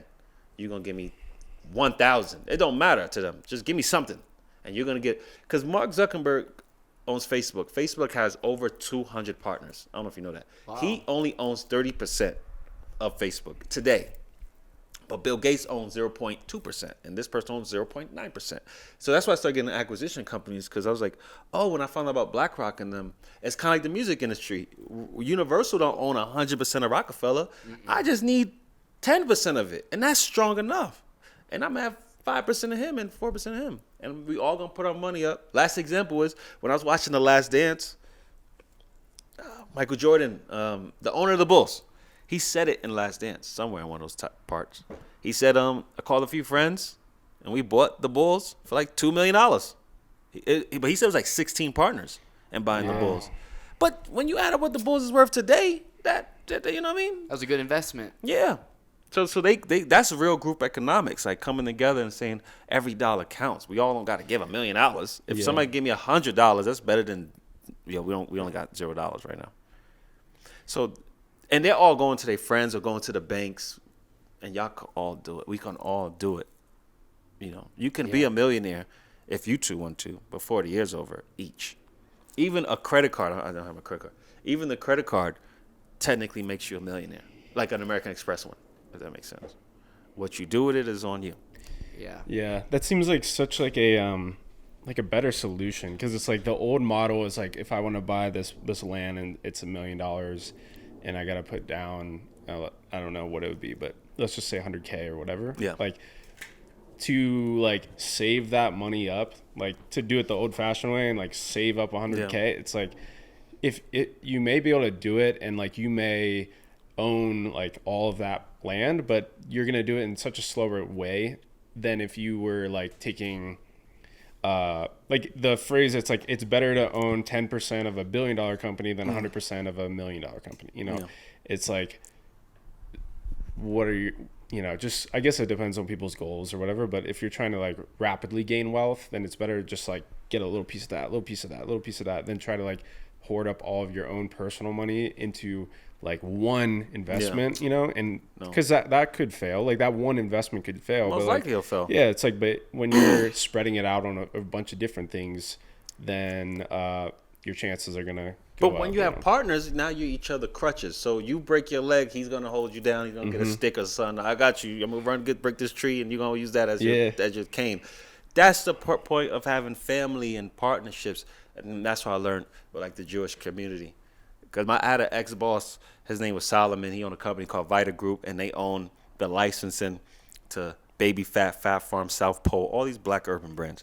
And he told me one time, most people would find it racist, but he was being honest with me. He said, listen, we the brains, you the feet. You and Hispanic people, we the brains, you're the feet. Never forget that. Wow. And he said the difference between the rich and the poor is the rich know the value in their name and the poor know the value in their work.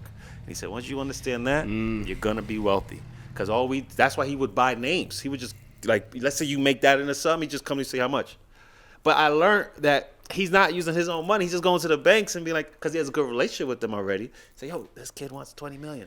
Just give it to me. I'm going to pay it back because here's his numbers. So when you see VF Corporation buy Supreme for $2 billion, it's already working. What am I really losing if I'm paying $2 billion? In 2 years, I make that all back. So who cares? That's why the labels more want to see you have attraction already. Yeah. That's more of a safe bet. I'm not really tripping. Because Panda made them, like, I think, like, when Designer was on the Breakfast Club, he said he alone made $10 million off that song. Wow. Mind you, we're not talking about the producer. We're not talking about good music. We're not talking about every other thing, Def Jam. So what did they get? So I've learned, like, that's the game. Because once you get to a certain level, like we said with love, like, you kind of burn out. So imagine being a creative. Like you're Russell Simmons, you create Def Jam. But now I burn out. So the only way to, like Mark Zuckerberg, I'll say better example, to stay strongest. Instagram's coming up. How much you want? $1 billion? I'll be right back. WhatsApp, you want 19 billion? I'm going to come back. I'm going to make some phone calls. Yeah. It's not their money. It's never their money. And they don't have it liquid. They're borrowing money. They're taking credit from the bank, and that's how the banks stay in business. Here's a credit line, and you're going to pay us back for 60 years. I'll be dead before I pay them back. I don't care. Yeah. Russ said it on The Breakfast Club. His last interview on The Breakfast Club. I saw that. Yeah, I'm going to pay the minimum. I'm going to borrow more money, and I'm going to do this. And that's what it is. That's what I do with my things. I pay the minimum. I'm in debt, too. I'll just borrow money and pay the debt, and I can always transfer it. I learned this, too. Let's say my 12-month APR is up, 0 APR. I just transfer the debt to another card or another bank, because all banks will be like, oh, I'd love to take that debt on for you. Yeah. Yeah. You just got to ask. I did that because I had a credit card that was like $2,000 maxed out, and it was like the interest rate was killing me. Yeah. And my mom was like 25%. My mom was like, "Hey, I found this other card that is 0% for a year. Let's transfer it over. Give you time." And it's like people don't even necessarily realize you can do that. Yep. They just kind of get sucked losing their money. Money is a game. You got to learn how to play the game. The banks made this game for a reason. I had a bankruptcy, and that's, anyway, I learned. So celebrity, all failure leads you to success. It's weird, but that's how it works, Yeah. If you're taking it in properly, and then you say, okay, now I get it. It's not as hard as I'm making it out to be. I could do this if I move like this, and then imagine once you learn world finances, then you become Akon. How Akon went to China and got $6 billion. That's why I have a dual citizenship, and I'm working on my third one. And they ain't hard to get. My citizenship only costs $160. You got your whole outfit is worth $160. More than that. I mean, seriously, if I'm including taking a picture at the drugstore, mailing it for the UK at least. I can't say that's every country, but for the most part. And the UK, once at the time, because now they have Brexit. But that gave me access to Switzerland, Italy. So now I'm learning world finances, like in real time. And I have banks overseas. Yeah. And that's why I did Santander's Bank, because they're based in Spain. And that's all another story. But we can all do this. Once you go over there, you got a whole new social security number, a whole new everything. So now you could go over there, and their credit lines is different. Like you can start with a good 10K. You don't got to build nothing up. You familiar with Dan Pena?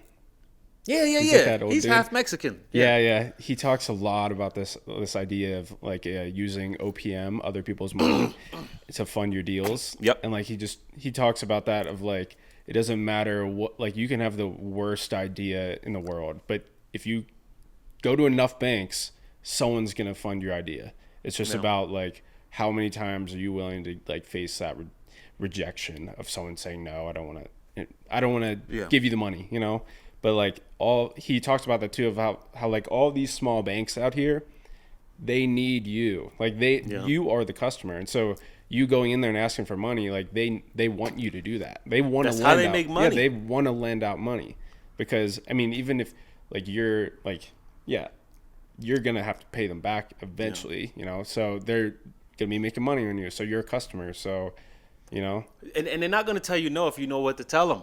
I'll give you a perfect example. Fabian Timon borrowed $300 million from the bank and created Pornhub. He told them, I have a technology company. He didn't say I had a porn company. Yeah. He's not lying. Mm-hmm. Yeah. Seriously, that's what he told them. But he didn't use all the money on Pornhub. He bought all the competition. Bang Bros, everything gay, everything straight. He didn't care. He bought all of it, and then he created Pornhub. And that's why if you watch porn, almost every video is on all the sites. It's all the same. I type in the same name, I'm going to get the same everything. That was his hub. And then he created Traffic Junkie, which is the Google AdSense of the adult entertainment industry, which is what I got on my site too.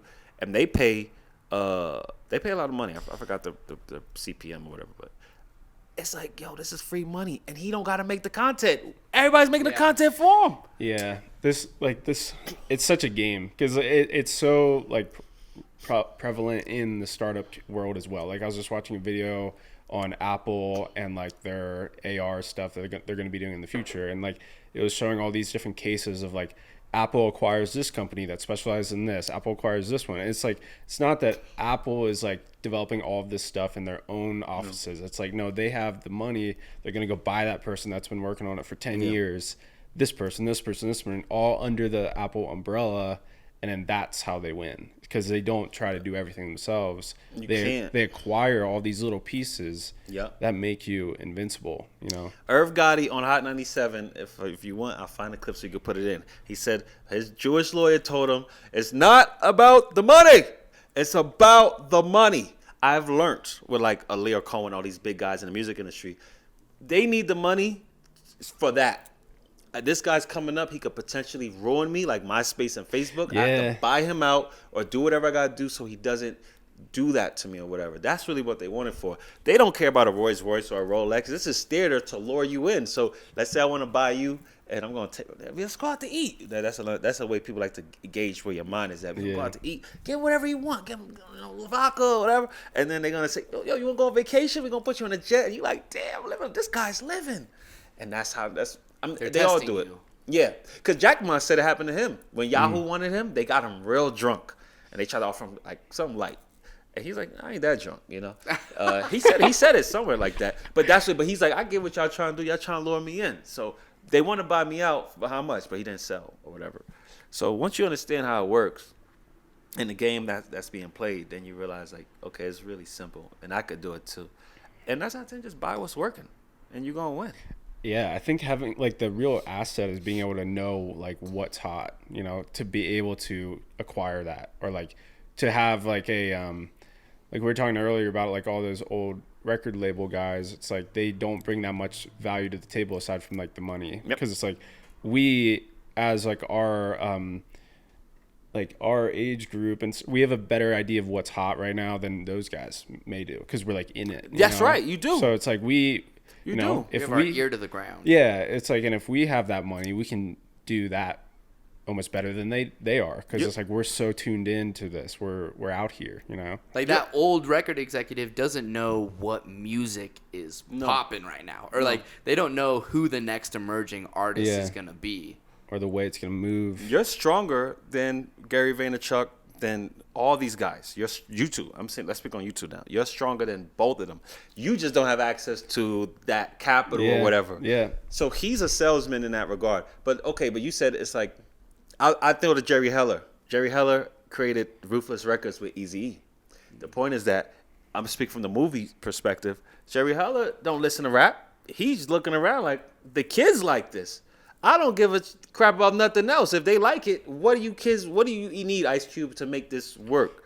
And that's what they do. That's how they gauge it. What do my kids like, or what do I see the kids like? And then I'm like, oh, kids buying Converse? All right, I'm going to make that happen. Yeah. It's really simple. Because Leo Cohen, he used to own Def Jam. And, example, they signed DMX. And Irv Gotti used to be an A&R at Def Jam. Irv Gotti brought him to Yonkers to see DMX rap. And it's on YouTube. He speaks about it all the time. When Leo Cohen saw DMX, he's like, "What's with the dog stuff there? What's he? I don't get it. I don't get it. It just doesn't make sense. What is he trying to attract? Puppies? Who's gonna come to the concert? Puppies?" And then he said this, but then he said, "Just wait, just wait." Every guy's like, "Watch." And then he said, and then DMX went to a freestyle, and he saw the crowd, the room go crazy. Mm-hmm. And he said, Leo Cohen was like, "We got the pick of the litter. We got the pick of the litter. Sign him right now. I'll give him $1 million right now." And that first album, Stop, Drop, Shut Him Down, Open Up Shop. I mean, he did 2 number 1 albums in the first year. He made the label like $50 million. DMX by himself. So I'm bringing that up. So Leo Cohen is like, yeah, I might think this dog stuff is stupid, but the room don't think it's stupid. Yeah. And that's why Leo Cohen he sees a Young Thug and Migos, and he's like, sign him. I guarantee you he didn't get it neither. Hannah Montana. He probably like, why they keep repeating the same stuff? But he probably went to a show or something. Like, it works. That's all that matters. They reacted to That's all. It works. Get him. Yeah. Hannah Montana. Versace. Oh, my buddy, Versace. Even me when I first heard it, I was like, I don't get this. Yeah.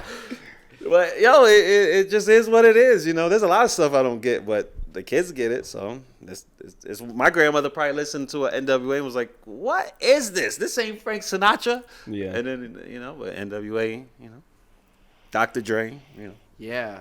But my grandmother don't care about no damn Snoop Dogg, Dr. Dre. But I knew what it meant because I was a kid and I was there. So now I feel like I'm that old head now. I totally get it now.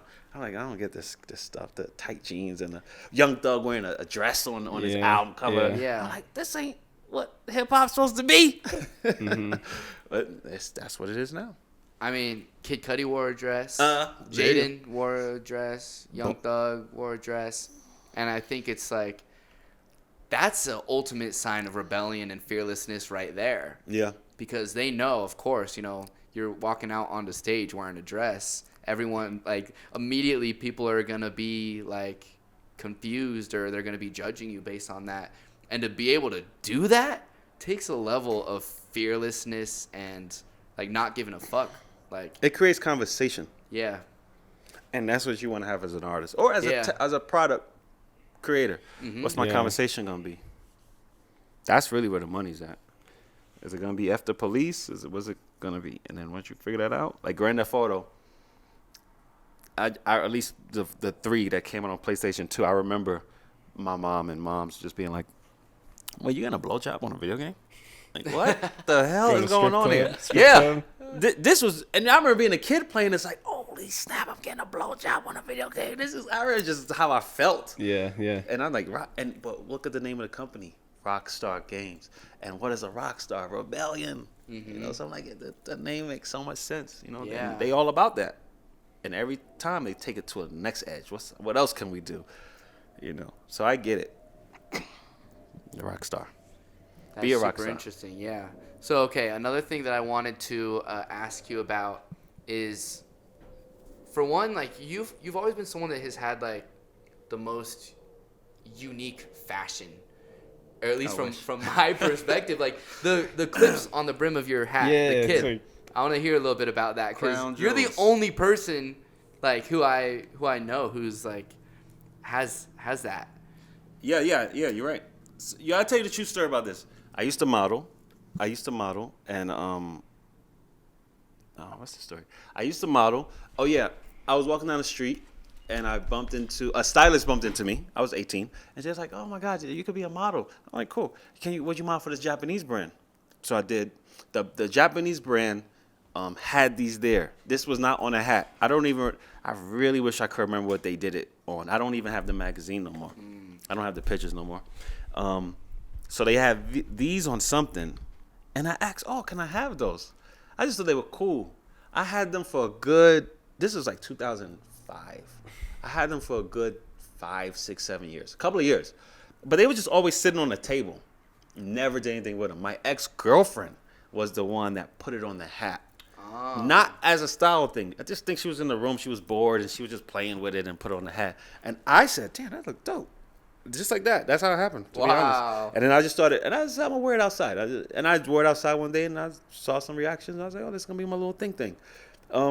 And then, what's I going to say? Oh, yeah, then fast forward now. So now it's a full brand now. One of my friends and partner, she said, "We got to turn this into some money." Well, people always offered me, so like, "Yo, we should do something with it." But when I tried it, it cost a lot of money. Just to get the mold in the beginning stages of it, it's like a couple of $1,000. I was like, I can't afford that. So she said she's willing to pay for everything, and just me be the whatever. I'm going to wear it regardless. And that's pretty much how it came about. And it's called Crown Jewels. That's the name of the company that she wants to name it. I like to call it Hat Rings. That's how I looked at it. And then we're working on getting it out there. Just like the adult entertainment company, it's just hard to focus on all this stuff. You know, the music industry thing takes so much up as it is, but I'm trying to get it together. But fashion, I don't know. I think you should just wake up and, you know, Pharrell was one of my favorite fashion guys because I like people who go against the grain. And when he was first popping, everybody's wearing Jordans and do-rags. I'm not like a stereotypical black guy. I like Tyler, the Creator, and a Pharrell because they're like me. Like we're like too white for black kids and too black for white kids. So, you know, we're like really in the middle.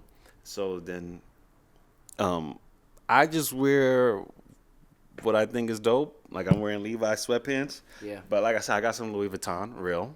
I got some Gucci, real. But then, you know, even though some of this stuff is not real, it's not cheap neither. It's not $20. You know, the like a good fake Birkin still costs about $5,000 if you want to get a good fake one. A good fake one, but for real, not the puny fake ones. But average Birkin's like $10,000. That's on the starting price. Mm-hmm. So, and I know girls that's spending $5,000 for the fake Birkin. Anyway, so you just gotta know how to wear stuff and put them on. And to me, it's not about how much it costs or anything. It's just, for me, if I like it, I like it. Like, I was wearing my Russian hat. That's been my signature thing. Yeah. But ever since this stuff happened, I can't wear it no more. Because as soon as that Russian thing happened, I was wearing it in the city, and people were looking at me like I was Hitler. I can't wear this no more. I'm serious. I was getting evil eyes. Wow. So I was like, damn, I gotta retire this damn hat. It's one of my favorite hats. So anyway, I just got it on hold right now till this calms down. I'm pulling it back out. For sure. So yeah, I just like to wear what I like to wear. I'm really big on like just items that I like details. Yeah. Fabric is important to me. Mm-hmm. You got to know what complements your body. That's me. I'm very long, so I know I can't just wear anything. I got to know what to wear. I like Japanese cut items, and I do like some European cut items. I'm mainly into like Uniqlo though. If I want to be on the cheap side, Uniqlo, because you wash it, it still comes out great compared to like Hanes and stuff. It like shrinks. And I left my New Balance. I just started wearing New Balance last year. I never wore a pair of New Balance ever. Those are the most comfortable shoes. The ones Steve Jobs wear. Oh yeah. Oh, you got the Steve Jobs? Yeah, that's those. Oh, They are so comfortable. That's my new brand now. So I'm gonna get rid of everything in due time, but I'm a New Balance guy now. I love New Balance also. Did you see the New Balances that they did with Jaden? Yes, I don't Those care are- for those. They're pretty bold. I don't, but that don't mean they don't work. Yeah, I think they're cool. They kind of remind me of like a shoe that a cartoon character would wear, like an anime character or something. I mean, fashion is so imaginary. I don't like where fashion's going now, but with all that being said, it's in a dope space because Gucci will collaborate with you if you're getting enough numbers or enough energy, if that makes sense. You know, there was a time that these brands would be so high up that they wouldn't work with nobody. But if you just a regular Joe and you built enough energy, Mercedes is gonna call you and say, or Rolex is gonna call you and say, yo, do something with us. Yeah. Tiffany's gonna call you, do something with us. Yeah, Mercedes just collabed with ASAP Mob. Yeah, that's what I was thinking. That's dope. You know how much rappers have been promoting Mercedes Benz, and now we're finally getting their attention. That all right, we gotta do something with them. Yeah. You know, because hip hop makes all these sales go up. These cars are really predicated on hip hop. Like now you could buy a Escalade and it comes with a TV in it and big rims. That's all Cash Money Records. That was them in the 90s taking the stock wheels off and everything and the stock leather out and putting it and customizing it. So there's some things I see where like I know that's us. Bling bling and oh my bad. I watched the news and they said my bad. I'm like, that's hip hop. You know? But I'm saying, let's say like sometimes people don't give credit or credit's due, but I'm glad we're in a space now where like a Virgil could be at a Louis Vuitton because we've made, first of all, no fashion line would exist clothes-wise if it wasn't for Dapper Dan. I don't know if you know Dapper Dan. Dapper Dan is was a designer in Harlem who used to take purses. You bought him a bunch of Gucci purses. He would cut it up and make a coat. So Rakim and Eric B on their first album, they got a Gucci jacket. Back in the day, the MCM, all the leather pants and stuff. You go to LL music videos, all those 80 rap KRS-One, all of them, they all wearing Dapper Dan. Dapper Dan got sued. He got locked up by them for trademark infringement, all this stuff. Granted, 20 plus years later, now he's the creative director at Gucci. And Steve Stout did that because they got to pay homage. There is none of this without Dapper Dan. And who was he making it for? The drug dealers. And I'm saying to say, like I said with Pablo Escobar, the drug dealers have paved such a, they're trendsetters in many ways, not just in fashion. If you understand what drug dealers were pioneering, you'd be like, no, we got to give credit to the drug dealer. Without him, there is no Louis Vuitton suit or whatever, because he was making that out of purses. Dapper Dan was getting drug dealer money at the time. This is the crack era. That crack era inspired a lot of what we see today. And I'm very big on like culture. I'm very big on like where like pizza comes from Mexico. It doesn't come from Italy. Yeah, the original idea of pizza. I'm just saying that in general. Like people just don't know. That's what I say. Like Italian alligator shoes. Like there's no alligators in Italy, but they know how to take that narrative and say, all right, let's make us look like we did that. That's why black people sometimes, I get the argument. It's like, yo, we created this, but then Elvis Presley does it, and it's like, oh, now it's his. Or Miley Cyrus started twerking. Jamaicans been twerking since forever. That was considered ghetto until she started doing it. Now it's a thing. Kim Kardashian with a big butt. Well, black African women have big asses. They always have big asses, big lips. But now when you do it, it's the thing. And now you can't find out one white girl who don't be like, oh, look at my little tush. Yeah. Or my big tush. Yeah. And it's all good. I get it. I swear to God, I get it. I try to make people not be mad, but you know, all cultures. I'm just telling people, all cultures pay homage to every race because every race has pioneered. A Mexican lady came up with the Happy Meal, the idea of the Happy Meal, but she didn't have the money. It was trademarked by a white guy. He resold it to McDonald's. If you know the full story, so I care about those things because it's important for me to know, so I could. Like when I first met my girlfriend, she's Mexican. I said, what does it mean to be Mexican? She didn't even know what I meant. She was like, whatever. She was just like, I don't think about that. Yeah. I said, you got to think about that because, like I said with the royal family in England and stuff, what does it mean to be black? When I watched Malcolm X, it taught me what it meant to be black. And guess what? It means something to be white. That's not a bad thing. What does it mean to be Mexican? Because guess what? You know what the news says? Mexican drug lord El Chapo. You said Narcos, whatever. Taco Bell, Chipotle. That's what Mexico is in America. Yeah. What does it mean to be Mexican? Because you've told me Taco Bell is not, of course, it's not real Mexican. Yeah. You know what I mean? But a white person's going to take that and say, no, this is what it means to be Mexican. Lo quiero Taco Bell. Yeah. And then we don't know no better because we never been, and we go, oh, y'all like chihuahuas and shit. But that's not the truth, and all y'all in the cartel. When Donald Trump says some of them, no, they're rapists and terrorists, whatever, but some are very good people, he's wrong for it, but he's not wrong for it because he don't know no Mexicans. He's only going by what media is showing him what a Mexican is. So I told my girlfriend, till you and your family and your race tell us what it means to be a Mexican right now, y'all motherfuckers, all y'all do is fucking work at Chipotle and Taco Bell. Yeah. And she didn't get it until later in life. Yeah. Like you're leaving it up to Us. the brands and the marketing and like to tell the story of your culture. Yeah. That's a really interesting perspective. And that's why I was like, y'all engages. So you got to change that perception. That's why, like with us, now we're having talks about generational wealth and Tyler Perry and Oprah and people who elevated and trying to show another side. We all not gangsters, whatever, but we have to be that. So now that's BET and whatever. So with all that being said, me and her used to have those talks. She never had those talks to nobody. She's like, I never. Her parents don't even talk to her about it. I said, who founded Mexico? Who founded America? Oh, George Washington. How you going to know that? This is not your land. Oh, my fault. I told her this is your land. And she didn't know that. I don't know if y'all know that. Just like you said, this used to be Mexico. I don't know if you know the full story. James A. Polk, the 6th president of America, told Congress or whatever, God told him he needed to have everything past the 13 colonies. He said that verbatim. And then he said, we should get the blacks and we should start killing these damn Native Americans. And I told her, you're a Native American rebranded as a Mexican. Wow. She didn't know that. I said, yes, look at your grandparents. Don't they look like Native Americans? Y'all are not, well, y'all are Mexican, but anyway, she didn't get it. And then even like the first black president, I was like, the first black president is not Barack Obama of North America. It's a man named Vincent Guerrero. I forgot his name, Vincent Guerrero. The second president of Mexico was black. She didn't. I don't know if y'all know that. A lot of black people don't know that. Yeah, in the 1700s. And he fought for Texas. It's a whole thing.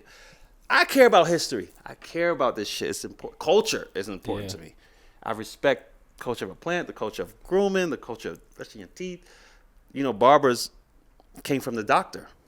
Anyway, so with all that being said, because I appreciate the shoulders I stand on, and I told her don't disregard. Like, she didn't even know, I hate to talk with my girl like this, but she didn't even know that Mexicans used to get lynched. I said, it's not just blacks. Blacks are sold that narrative too, but Mexicans got lynched all the time. And I Googled the images. She was like, I never knew all this shit. Yeah, they used to cut y'all balls off, burn y'all too. Damn. But y'all just, y'all just so disconnected but kind of life and books only teach us the white man was evil and the black man was a slave. And then, even with black people, I say, in my personal opinion, I say, you know why they only bring up slavery with us? Because then everything after that seems greater. But there were kings and queens, Massa Musa, all that, way before slavery. But I can't knock slavery. I get it. I think it's cool.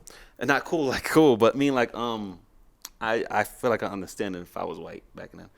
And I don't have no resources on my land, and I go to Africa, and I go to Jamaica, and I'm like, damn, they got all this shit. We got to kill these motherfuckers. Take this shit. How are we going to live? I get it. I just get it all. So I don't even take it personal no more. I'm not that black guy's going to be like, oh, you white, you need to. Me and him talk about all the time. You white, you need to. Because you brought up, remember we had that talk about Larry Hoover. Oh, yeah. And he didn't know who Larry Hoover was. I only knew him from the Kanye and the Drake show. Do you know who Larry Hoover is? But you know about that concert? No, it's all good. It's all good. That was recently. They did a concert for Free Larry Hoover, and they're not explaining who Larry Hoover is. I've seen Kanye. It was Kanye and Drake. Yeah. Kanye spoke to Donald Trump that day he was on camera with the red hat. He brought up Larry Hoover in that thing, and I said, "Holy shit! I see what Kanye's trying to do. This guy's a genius." But nobody, if you don't know what sometimes he's just too advanced. But all in all, Larry Hoover created the GDs, the Gangster Disciples, and just like the Bloods and the Crips, the original intention was to come at KKK members like Black Panthers. They were all there to fight that. Eventually, whatever, they got us fighting each other. Then that spawns the BDs, the Black Disciples, which Lil Durk and Chief Keef, they're in the Black Disciples. So they'll say BD killer, GD killer, whatever. I don't mean to throw up the sign, sorry. With all that being said, Larry Hoover is that. He was a gang member, and the police locked him up the same way they did Fred Hampton, except they killed him. Fred Hampton's one of the pioneers of the Black Panthers. I don't know if you know that story. At 19, they killed him. They just did a movie on it. It's on HBO Max. The Black, I forgot what they call this movie. But anyway, I just want people to understand the stories because they don't. So I sent him BMF by Rick Ross. I think I'm Big Meech. Ooh, Larry Hoover, whipping work. I said, you don't even know what that means. And that's why I said earlier with A Boogie, I look at these kids like they don't even know what he's talking about. How do they like this? Because if you know, this is not good stuff to say. Yeah. But all of hip hop is like that. Mm-hmm. So anyway, it's just best to know things. It helps you just be more mindful of like who Big Meech is, who Larry Hoover is, and what Malcolm X is, and things like that. You know, I don't agree with everything, but I try to understand a Hitler or a Stalin or an Osama bin Laden. And when you understand them, you have more empathy to their story, and you understand like just how we are in the space we're in today, how these countries effed up, how's Haiti what it is now. And it is America's fault in a lot of ways, but at the end of the day, America got to do for them. And if we don't, just like I told the Mexicans, if you don't do for you, then yeah, why should I care about you? I ain't your race. I don't care about you. The word race stems from competition. You're supposed to take care of your own and pass the baton back so now my son could come up. The race is not a bad thing. We're all in competition with each other on some angle, like we mentioned with Lamborghini and Ferrari and stuff. Mm-hmm. Anyway, but it took me time to get to this mindset too. I wasn't there in the beginning. I was taught to hate white people. I was taught to hate gay people. I was taught a lot of stuff. And then I unsubscribed from all that. And I had traveling and talking to people, and you get a better perspective, and you just understand. Yeah. Some people just like Trump, he don't know no better. He's never grown up in the slums in Mexico. He don't know. Yeah, like he doesn't know how it's making a Mexican person feel when he says that Mexican people are, or whatever his statement was. Yeah, I think that like we were talking earlier about when we lived in Newark, and that perspective, like coming from me, like. Yeah. Like growing up in Pennsylvania and like farmland, like to go to live inside Newark was completely different from what we were used to.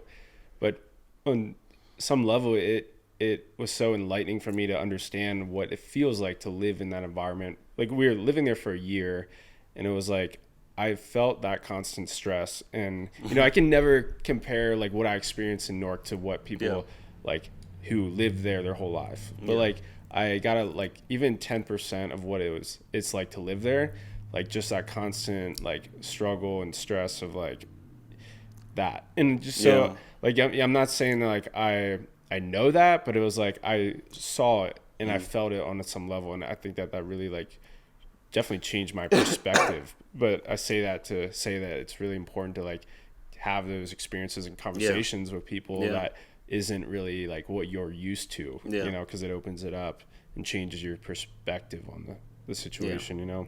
And I don't want my race talking down on you guys as if, because we had that talk before, like, you're supposed to know, you're white, you're supposed to know this. No, you're not. But they never been to Utah, as an example. Let's say somebody from Newark. So they don't even know about the Mormon stuff. They just know, they'll be like, oh, I don't know what's there. But, you know, you got to have those talks, and then you open somebody's mind and eyes, and that's just a start. Just like I said with American History X, that jail opened his mind to like, race is stupid, and it's an illusion. Because if somebody can make money from a Mexican, they will. And I don't believe in that, but my boys clearly do. So, yeah, I mean, I'm on everybody's side. You know, at the end of the day, we're all one human race. But, you know, because of just what history has done, now we got to deal with what history's done. It's not none of our faults, but it is what it is, and I do my best to, like y'all said, I'm a good talker. I could talk to the guy in the hood because I'm from the hood too. Mm-hmm. But I could also talk to the Jewish kid because I grew up too white for the black kids and too black for the white kids. So I understand both dynamics, and you're not gonna be able to save everybody. You know what I'm saying? You know, these kids are killing each other at an alarming rate now, especially in hip hop. Last year we lost like over 2,000 rappers, whether they were known or not known.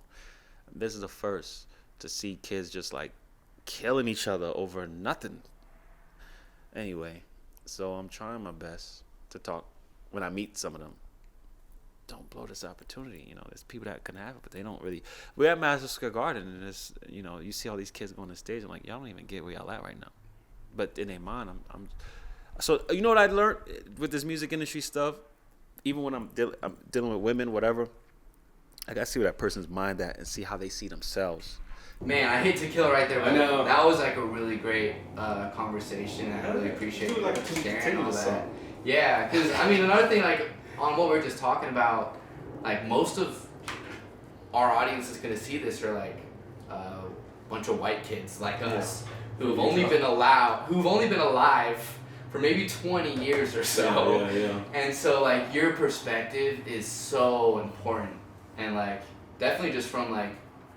Once we started to become friends, it has helped me understand more, and like it's like that's just kind of the first step you gotta take to continue to learn, and like because I feel like the older that I get, the more like genuinely interested I become in learning about history. Like when you're in school, it's like history is like just another subject, kind of boring. Yeah. But like I'm like really interested, you know, like it's like with all the Russia stuff going on, I was like, I should probably understand some more of the context, you know, of like Russia and what's going on over there, or like with the black culture and white culture and Mexican cultures, and there's a whole bunch to learn, but really appreciate you sharing your insight.